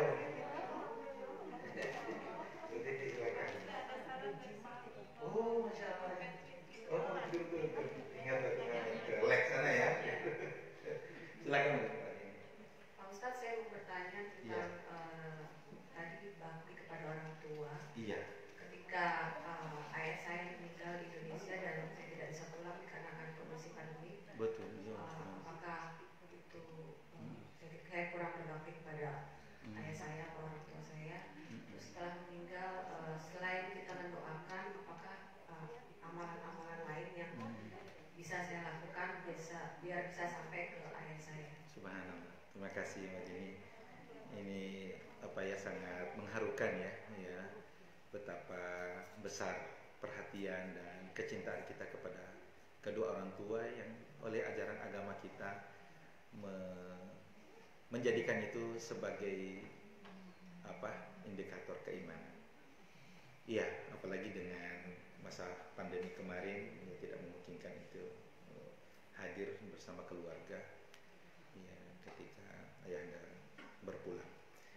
Kami dan kita semua mendoakan ayahanda dari Mbak Dini, mudah-mudahan Allah Subhanahu wa taala memberikan maghfirah, memberikan cahaya di alam kubur, dan insya Allah mendapatkan ganjaran yang besar dari semua amal ibadahnya, dan insya Allah menjadi ahlul jannah, ahli surga. Ya. Apa yang menjadi kewajiban kita ketika kita tidak ketika orang tua sudah berpulang? Ya. Pertama doa, ya, dan doa itu sampai.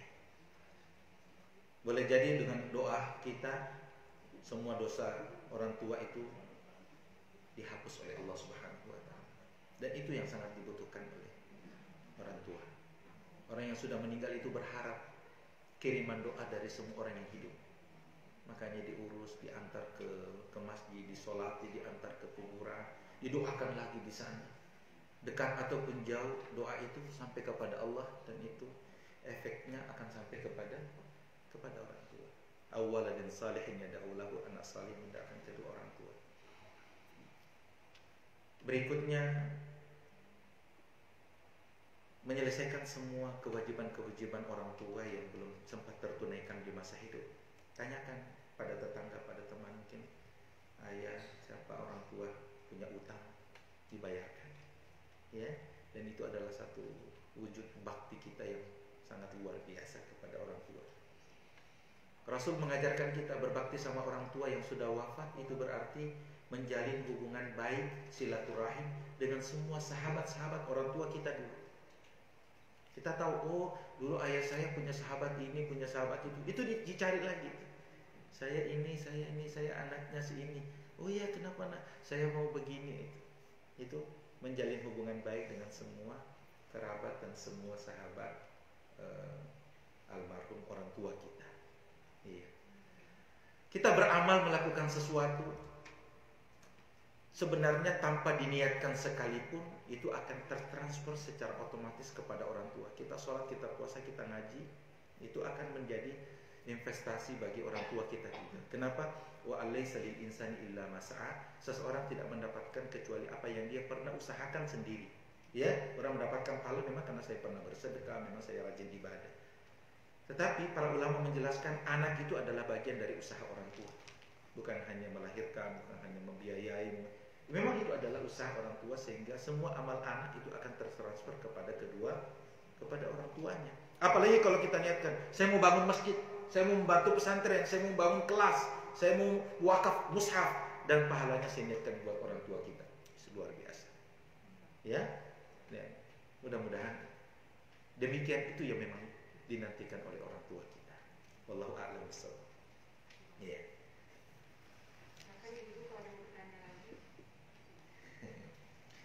Silakan.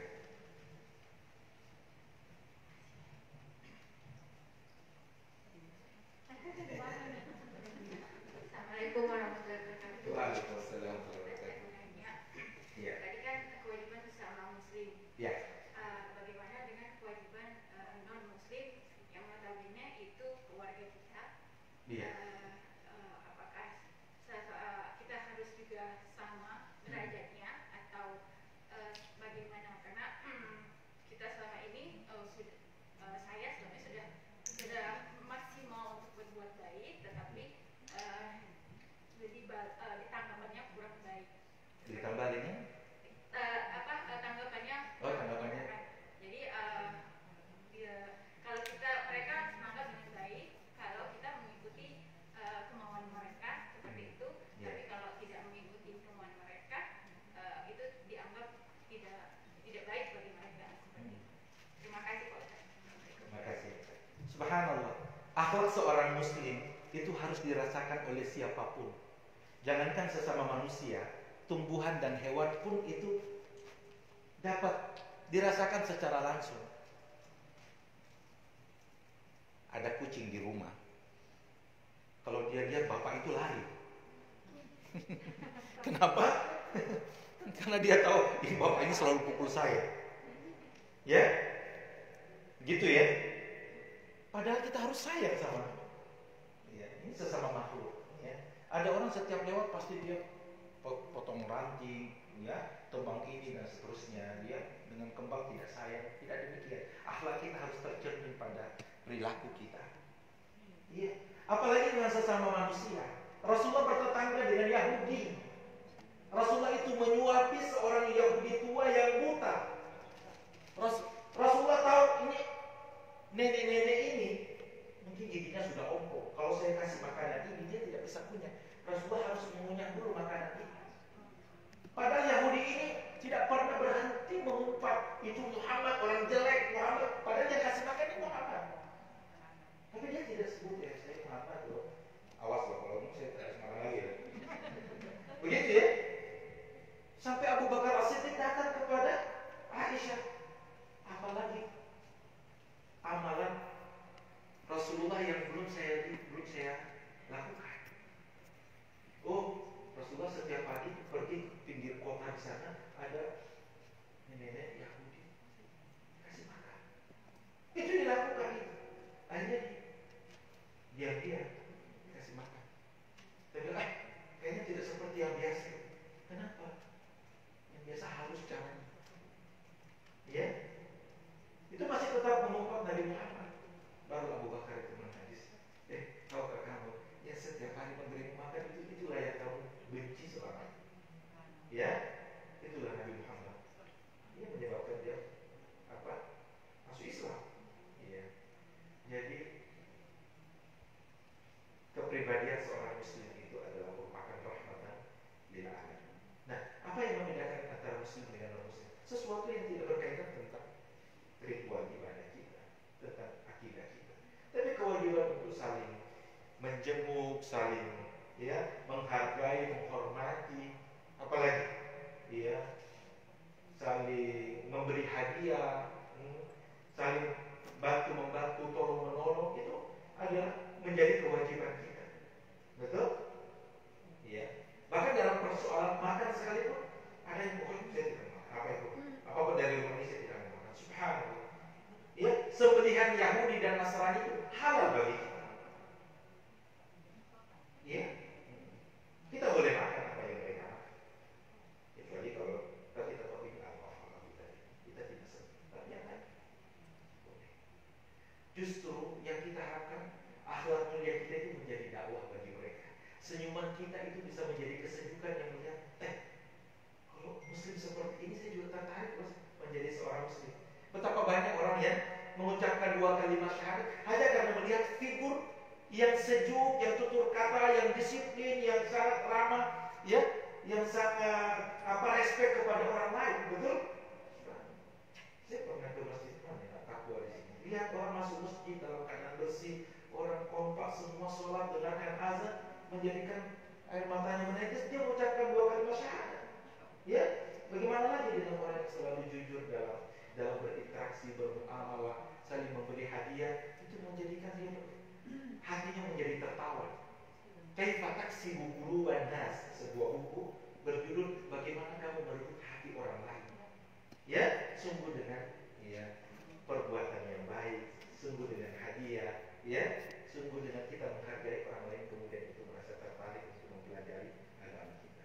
Mudah-mudahan ya, dengan upaya kita untuk memaksimalkan bentuk akhlak kita kepada siapapun, termasuk pada tetangga, kepada kawan, kerabat, teman kerja, itu justru membuat mereka itu merasa tertarik kepada agama kita. Imam Syamsi Ali di New York punya banyak kisah ya tentang orang-orang yang convert dari non muslim menjadi Islam, itu karena melihat adanya sosok karena Islam yang punya akhlak yang baik. Kok kenapa ya kamu, saya tidak pernah melihat kamu begini, kamu begitu, kamu tidak punya masalah ya? Oh, saya punya masalah di rumah tangga saya begini. Tapi kenapa?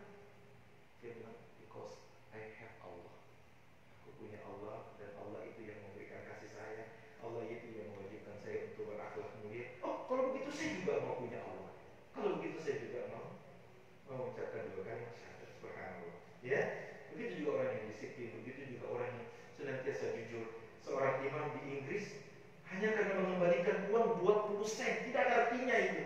Ya, tidak bisa beli burger, tidak bisa beli minuman, tapi dia sadar bahwa ini bukan hak saya. Dia kembalikan kepada sopir.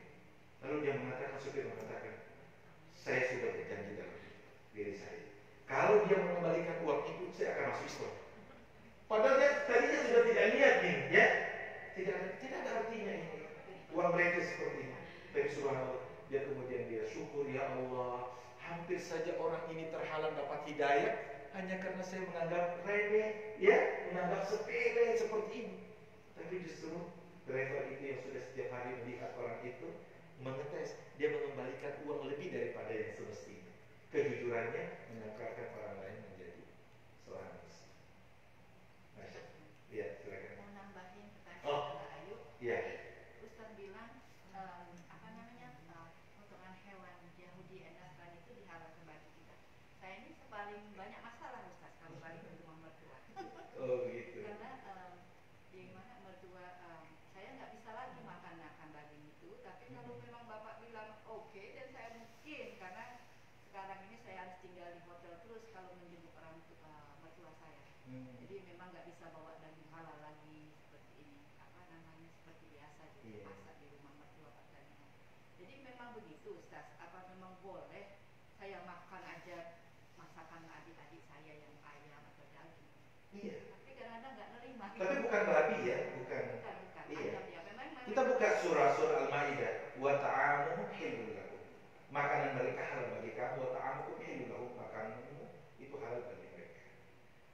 Jadi boleh ya Ustaz? Boleh makan. Jadi Ustaz karena memang udah nggak mau lagi gitu. Selama ini memang nggak mau, saya biasa bawa daging halal, masak di rumah mertua karena sekarang nggak ada lagi rumah mertua tinggal di nursing home, jadi harus emang susah, suami harus nganter saya ke halal restoran tiap hari. Iya. Jadi boleh ya, insyaallah ya Ustaz. Iya. Nanti bisa kita buka sesi diskusi yang lebih mendetail ya tentang itu. Yang pasti di sini ada kosher ya. Justru umat Islam punya berutang ya, bahwa dengan kode ki kosher itu menjadikan kita lebih tenang, karena apa yang menjadi syarat halalnya kita itu ternyata mereka juga melakukannya, sehingga dhabiha mereka, sembelihan mereka itu halal bagi kita. Begitu juga sebaliknya. Wallahu a'lam bishawab. Nanti kita bisa ya.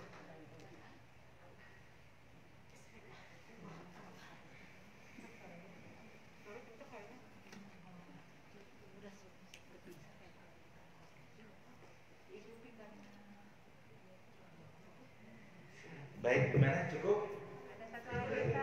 Ya, satu lagi. Silakan.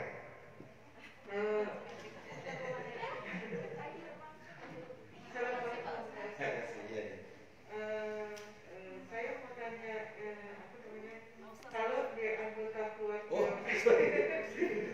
kalau di anggota keluarga kita ada muslim, misalnya gini, anaknya itu udah mualaf. Anaknya mualaf. Ya, iya. tapi orang tuanya masih non muslim tapi udah meninggal. Iya. Nah, anak ini gimana caranya supaya bisa dia pengen mendoakan orang tuanya? Tapi Iya. kan saya bilang kan udah kamu udah mualaf dan ini non muslim. Iya. Jadi kayaknya nggak nyampe. Iya. Tapi saya gimana dong? Saya mau ingin sama orang tua saya gitu. Misalnya saya mau mendoakan orang tua saya gitu. Iya. Gimana itu? Ya, ini masalah komunikasi ya. Kalau secara syar'i ya tidak dibenarkan kita mendoakan orang tua yang non muslim. Nabi Ibrahim ditegur, Rasulullah tidak bisa mendoakan pamannya ya karena faktor beda agama tadi ya. Tapi bagaimana meyakinkan anak ini supaya dia merasa punya hubungan emosional kepada sang orang tua ya, bahwa kalau kamu baik ya itu berarti menunjukkan bahwa orang tuamu juga baik misalnya, atau kamu bisa membuat satu memorial apa gitu ya, sesuatu yang bisa kamu kenang. Walaupun kita juga tahu bahwa ini tidak akan sampai pahalanya ke sana, tapi bagi dia adalah satu bentuk ungkapan jasa ya, membalas jasa orang tua yang sudah pernah berkorban untuk dia gitu. Itu bisa. Mungkin seperti itu ya. Iya. Yang lebih penting lagi adalah memberikan penguatan pembinaan Islam kepadanya. Bagaimana supaya dia semakin rajin sholat, paham apa yang dibaca dalam sholat, bagaimana dia terus membina akhlak, membina kepribadian yang lebih baik. Insya Allah seiring dengan waktu dia semakin sadar bahwa tanggung jawab saya juga cukup besar ya, bukan hanya kepada kedua orang tua, tapi ya kepada saudara dan masyarakat yang lainnya. Insya Allah. Wallahu a'lam bishawab. Iya.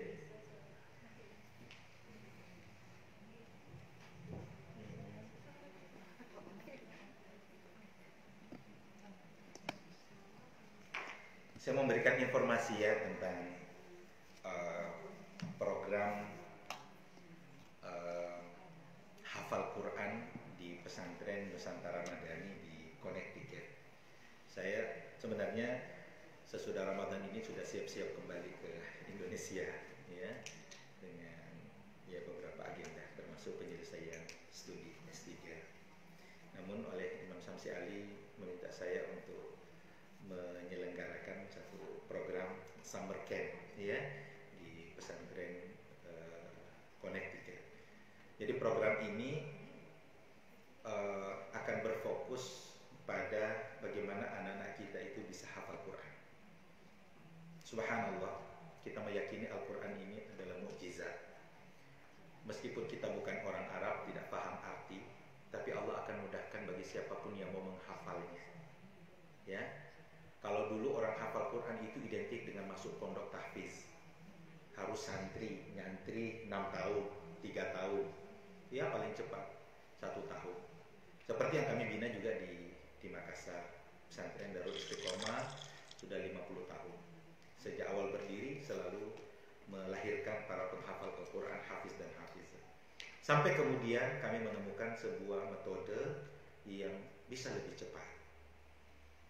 Beberapa tahun yang lalu saya dapat undangan ke Mekah untuk mengikuti program Ummul Qura University. Salah satu kunjungannya adalah melihat bagaimana penyelenggaraan hafal Quran intensif, bisa hafal Quran 30 juz hanya dalam tempo 60 hari saja.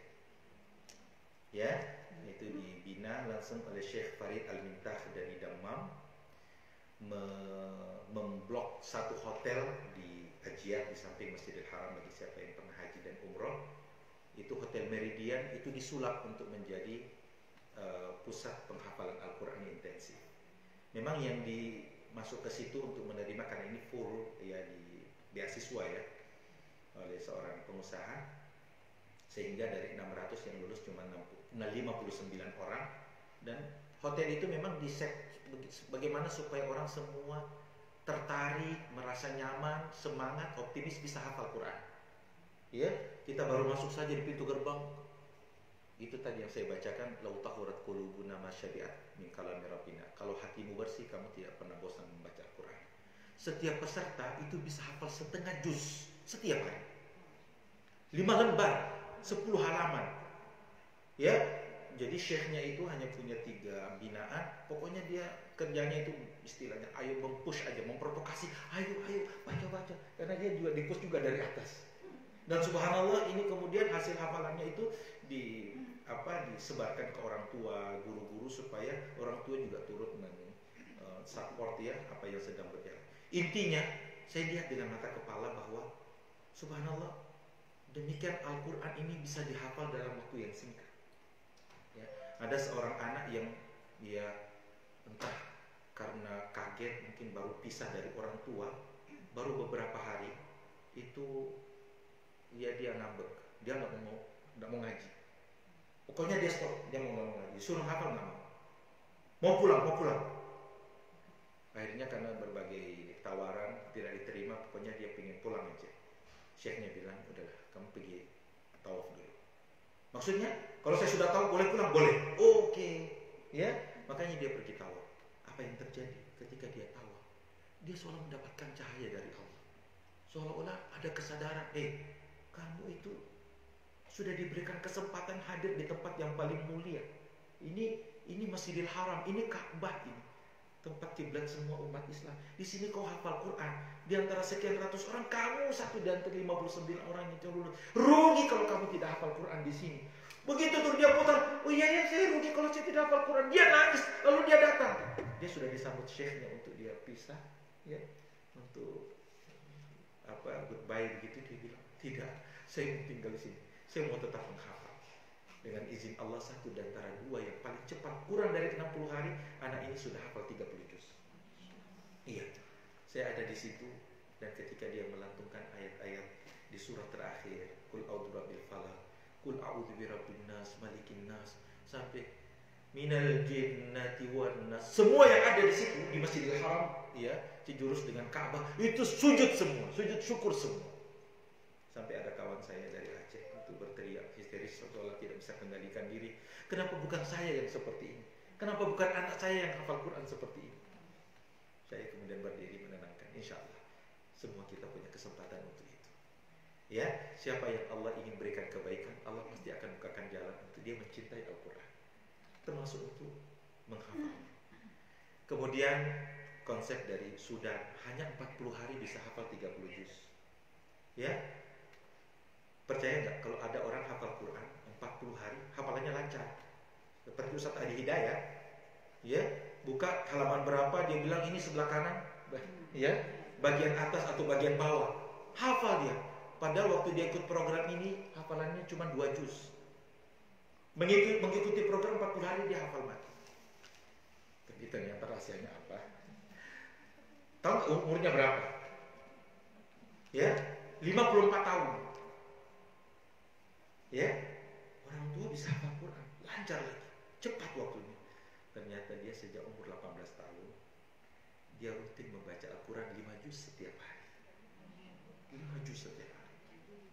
Jadi setiap 6 hari khatam lagi, setiap 6 khatam lagi. Jadi orang yang mau lancar ngaji ya. Iya. Tapi tidak hafal. Begitu dapat program ini, oh sudah, lock dia. Langsung hafal banget. Ini yang terus kita kembangkan. Di Indonesia sekarang ada program karantina tahfiz nasional. Dalam 5 tahun 12.000 orang diwisuda, hafiz dan hafizah. Alhamdulillah hari ini sampai 101 cabang di seluruh Nusantara dan 4 di Malaysia, Selangor dan Kuala Lumpur. Ya, ini program boarding 24 jam. Yang penting mau fokus untuk hafal Quran. 1 kali 24 jam ikut dengan irama, bagaimana kita lepas dari semua ya kesibukan, tidak ada HP ya. Oke, kita fokus 12 jam dalam 1 hari. Kalau Ustaz Ahmad Jazi punya konsep 10 menit 1 halaman. Ya. Kita bilang, mustahil ini 10 menit 1 halaman, kita boro-boro ini 1 minggu aja nggak kelar-kelar gitu. Karena faktor apa? Mindset. Kita selalu bilang, saya susah, ya, otak saya buntu. Yang bilang itu siapa? Kita atau setan ya? Karena Allah sudah jamin, walaqad yassarnal Qur'ana lidzikri fahal min muddakir. Sungguh kami telah mudahkan Al-Qur'an ini, bukan hanya untuk orang Saudi, bukan hanya orang orang Arab saja, untuk seluruh umat Islam. Walaqad yassarnal lidzikri, untuk dijadikan pelajaran, untuk diingat dan dihafalkan. Fahal min muddakir, maka siapakah yang mau menghafalkan? Ya kan? Maka semua orang terbuka kesempatan. Ada nggak dalam Al-Qur'an bahwa Al-Qur'an ini mudah untuk dihafal kecuali surah tertentu? Nggak ada. Kecuali ayat tertentu nggak ada. Semua Al-Fatihah sampai An-Nas semua mudah untuk dihafal. Yang penting kita mau. Maka program ini memang mengedepankan, luruskan dulu mindset. Jangan bilang saya mau udah tua. Kita bilang, emang ibu sudah tua. Siapa bilang masih muda?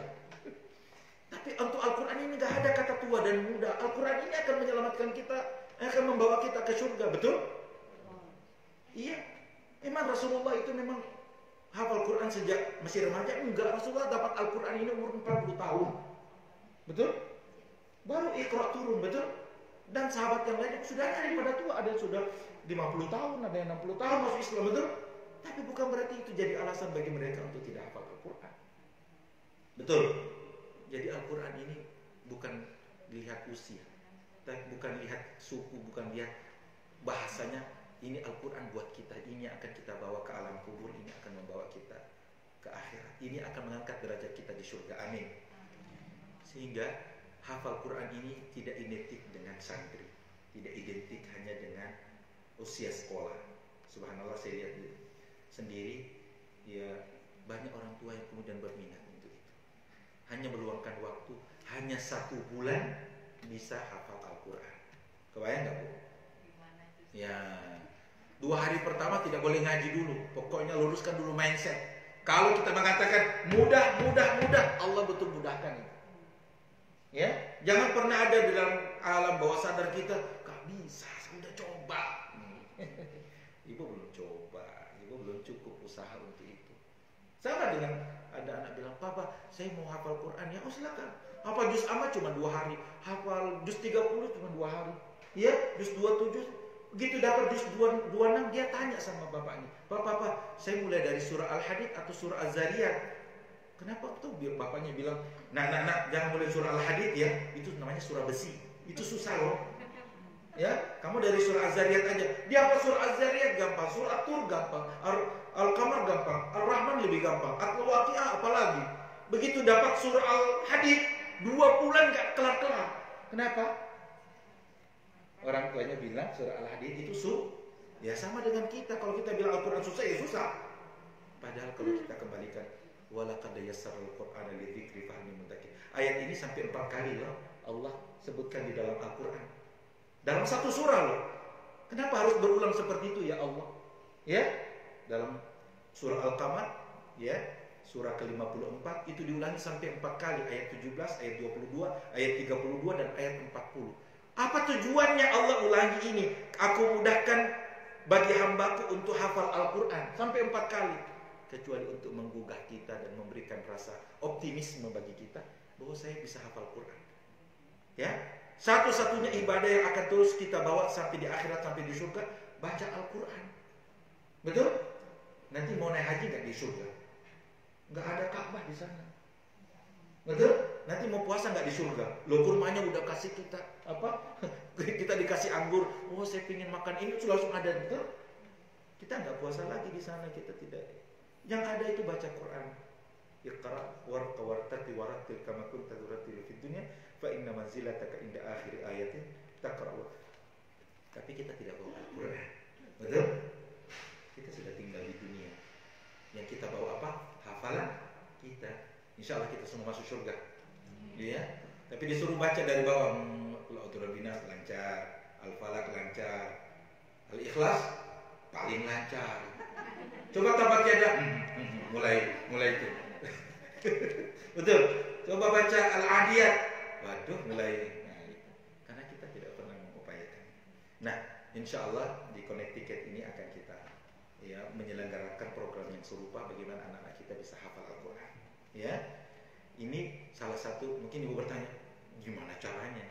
Ya, ini ada konsep, ini ada metodenya. Pertama, menghafal dari Al-Quran terjemah. Jadi setiap anak, setiap peserta harus tahu terjemahannya dulu sebelum menghafal ayatnya. Ya, menurut riset sesuatu yang kita pahami artinya itu jauh lebih berkesan, jauh lebih mudah masuk, jauh lebih kuat dalam memori dibanding kita tidak tahu artinya. Kalau kita tidak tahu artinya, kita hafal berarti kita hanya memotret saja. Oh, tilkar rusul ada di sebelah kiri, ya, pada halaman ke-30 misalnya. Betul. Tapi kalau kita tahu artinya, subhanallah. Ya, saya perhatikan sendiri peserta itu nangis itu.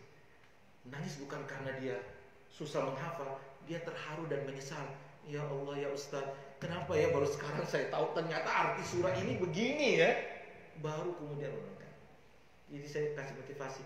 Sudahlah, Al-Quran itu hafalnya itu bonus.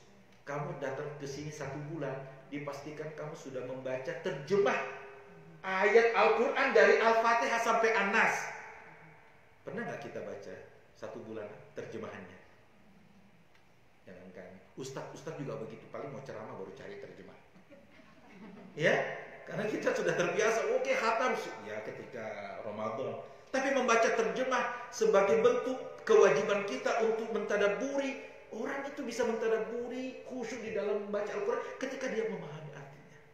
Ya, maka program ini mengantarkan setiap peserta untuk baca terjemah semua ayat dari Al-Fatihah sampai An-Nas, selain untuk membacanya. Setiap 30 menit ditargetkan peserta itu sudah hafal 1 halaman. Bukan 10 menit ya, tapi 30 menit. Nah, 1 kali dalam 12 jam itu kita punya kesempatan 26 kali tatap muka. Itu berarti kita punya kesempatan untuk menghafal 1 juz 3 lembar dalam 1 hari. Ya, baik. Ibu, bapak, saya buktikan.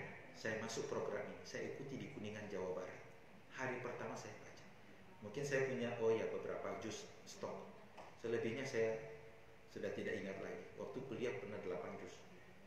Dengan izin Allah Subhanahu wa taala, saya mengkhatamkan hafalan Quran ini, saya setorkan 30 juz itu dalam 26 hari. Iya, 26. Dan subhanallah ini sejalan dengan peningkatan ibadah.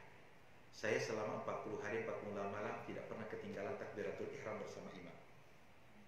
Ya, saya selama 40 hari tidak pernah ketinggalan salat duha 12 rakaat, salat qiyamul lail 11 rakaat. Semua salat qabliyah dan ba'diyah saya sempurna, azkar pagi dan sore saya sempurna. Itu berkat Al-Quran. Dan saya meyakini bahwa semua ini adalah hidayah dan bimbingan dari Allah. Saya merasa berdosa jika ini tidak membagikannya kepada saudara-saudara saya. Karena siapa kita? Ini adalah petunjuk dari Allah. Ya, kalau paman Rasulullah Abu Talib yang membela Rasulullah itu tidak dapat hidayah, karena semua itu adalah hak prerogatif Tuhan Allah Subhanahu wa taala, maka kita yang sudah beragama Islam, sudah ada Al-Quran di rumah dan di masjid, kenapa kita tidak merengkuh keberkahan itu? Sekali lagi, kita punya kesempatan, jangan pesimis. Saya nggak bisa, tidak ada. Ya, mau masuk surga, mau mendapatkan kemuliaan, setiap huruf yang kemudian abadi menjadi kebaikan mengalir terus ada bersama kita. Apalagi anak-anak kita. Alhamdulillah. Ini ada dari Eropa sudah daftar, ada dari Arizona, ada dari New Hampshire. Mudah-mudahan dari Houston juga begitu. Ya. Iya. Demikian. Satu lagi informasi. Saya beberapa tahun lalu atau 2 tahun sebelum pandemi, saya berkunjung ke satu tempat di Klaten, Jogja, untuk melihat dari dekat bagaimana pembelajaran Al-Quran sistem cepat. Kalau saya menilainya, karena hanya itu yang saya tahu, cara tercepat belajar Al-Quran dari nol bisa membaca Al-Quran dengan baik hanya dalam tempo 1 hari. 4 pertemuan. Namanya metode rubaiyat. Ya, bisa dilihat di Google, di YouTube, ya, rubaiyat. Sekarang ini lagi tren, ya. Kawan-kawan, para ustadz yang dari rubaiyat itu secara rutin 2 kali sebulan melakukan pelatihan di hotel di Jakarta dan dihadiri oleh para pejabat, banyak bupati seluruh Indonesia mengikuti ini. Datang tidak tahu huruf hijaiyah, sore-sore sujud syukur karena bisa baca Al-Quran. Pulang ke daerahnya, sekdanya, kepala dinasnya semua disuruh pergi ngaji. Ya, mudah-mudahan ini adalah awal yang baik, sebuah kebangkitan bagaimana Al-Quran ini dimasyarakatkan. Jadi tidak ada alasan bahwa saya tidak bisa ngaji karena sudah faktor usia. Konsep mengatakan tambah tua tambah cepat masuk. Karena mungkin karena perasaan, ya, dan semangat untuk membaca Al-Quran itu juga semakin kuat, ya. Jadi tidak pakai sistem yang harus ada Iqra 1, 2 sampai 6, tidak langsung huruf hijaiyah, langsung praktek tajwidnya bisa baca. Insya Allah. Mudah-mudahan ada kesempatan lain juga untuk kita bisa berbagi tentang konsep itu untuk kita, dan insya Allah untuk kita bagikan kepada anak-anak kita dan saudara-saudara kita. Ustaz, Ya. saat pengalaman saya, seandainya saya hafal 4 halaman, Iya. nanti 3 hari lagi itu lupa. Iya. Masya Allah, kadang-kadang ngomong gitu. Konsep ini mengatakan tidak ada hafalan yang lupa, yang ada tersimpan. Ya, ingin ditarik kembali. Caranya murojaah, ulangi. Seorang hafiz ulama sekali berapapun, kalau tidak pernah ngaji, hafalannya itu juga tetap tersimpan dengan rapi, tapi tidak bisa keluar. Itu harus diulangi. Al-Quran ini diturunkan Allah untuk bersama kita sampai mati. Makanya visi atau slogan tagline dari Karantina Tahfiz adalah hafal Quran sebulan, murajaah sepanjang hayat di badan. Harus diulangi terus. Ya, jangan bayangkan bahwa kalau gitu ngaji terus dong setiap hari. Subhanallah, bagi hafiz 5 menit itu amat berharga. Lagi drive itu bisa hafal, bisa ulangi setengah juz. Mungkin ibu-ibu lagi masak itu bisa hafal 10 surah. Murajaah, ya. Masalahnya kita kan berpatokan hanya sholat aja. Waladhdallin, amin, baca qulhuwallahu ahad, inna a'taina, itu aja terus. Ya, kapan berpikir untuk menambah hafalan? Tapi kalau ibu dapat 1 juz, luar biasa. Ibu akan mungkin WhatsApp itu dijauhin dulu deh. Betul? Itu ngabisin waktu. Kita 3 jam dengan WhatsApp nggak terasa itu. Apalagi drama Korea. Ya, Al-Quran ini butuh perhatian. Dan semakin banyak waktu yang kita luangkan untuk Al-Quran, untuk kita baca, untuk kita murajaah, insya Allah urusan yang lain juga akan lancar. Ya, jangan bayangkan wah waktu kita akan tersita ke situ, tidak. Keberkahannya itu menjadikan urusan lain akan terselesaikan juga dengan baik. Iya. Syaratnya kita konsisten mulai dari yang sederhana dulu. 1 ayat, 1 surah, setiap pagi jam 6 itu kita lakukan. Konsisten, insya Allah pasti akan bertambah. Seperti itu. Jadi ibaratnya begini. Kita tidak pernah ketemu dengan teman kita selama 30 tahun. Ya, namanya saja kita sudah lupa. Apalagi tempat di mana dulu pernah kita ketemu. Berbagi kesan, pengalaman bersamanya juga sudah saat ini tidak teringat, ya. Tapi begitu kita lihat, oh iya si ini, oh si Upik, oh sama si Ucok dulu ya. Oh, satu kelas itu terbayang lagi seperti itu. Oh dulu kita pernah jalan-jalan waktu kita ke air terjun, ya, waktu habis liburan terima raport, begitu. Itu hanya karena ada yang menghubungkan kita ke sana. Ayat Al-Quran, ketika kita coba kamu baca surah Al-Furqan, surah yang mana ya? Yang mana ya? Enggak ada bayangan. Tapi ketika ada yang baca wa ibadur rahmanil ladina, oh saya tahu itu. Sesudah ini waladina, ya, wa ibadur rahmanil ladina yamshuna 'ala al-ardi wa idza khatabahum jahilun qalu salama waladina yabituna rabbihim sujada wa qiyama waladina yaquluna rabbana sarifna. Terbaca semua lagi. Sesudah ini dibuktikan, ya, bagi alumni yang sudah mengikuti program tahfiz ini. Oke, sekarang tidak tahu gimana, ya. Udah lama nih tidak murajaah halaman ini. Insya Allah kasih waktu 15 menit, 20 menit dia hafal lancar. Kenapa? Karena dia sudah ada memori, tinggal diulang kembali. Ya, pernah jalan-jalan ke Kanada belum? Ke Toronto belum? Lupa tapi begitu datang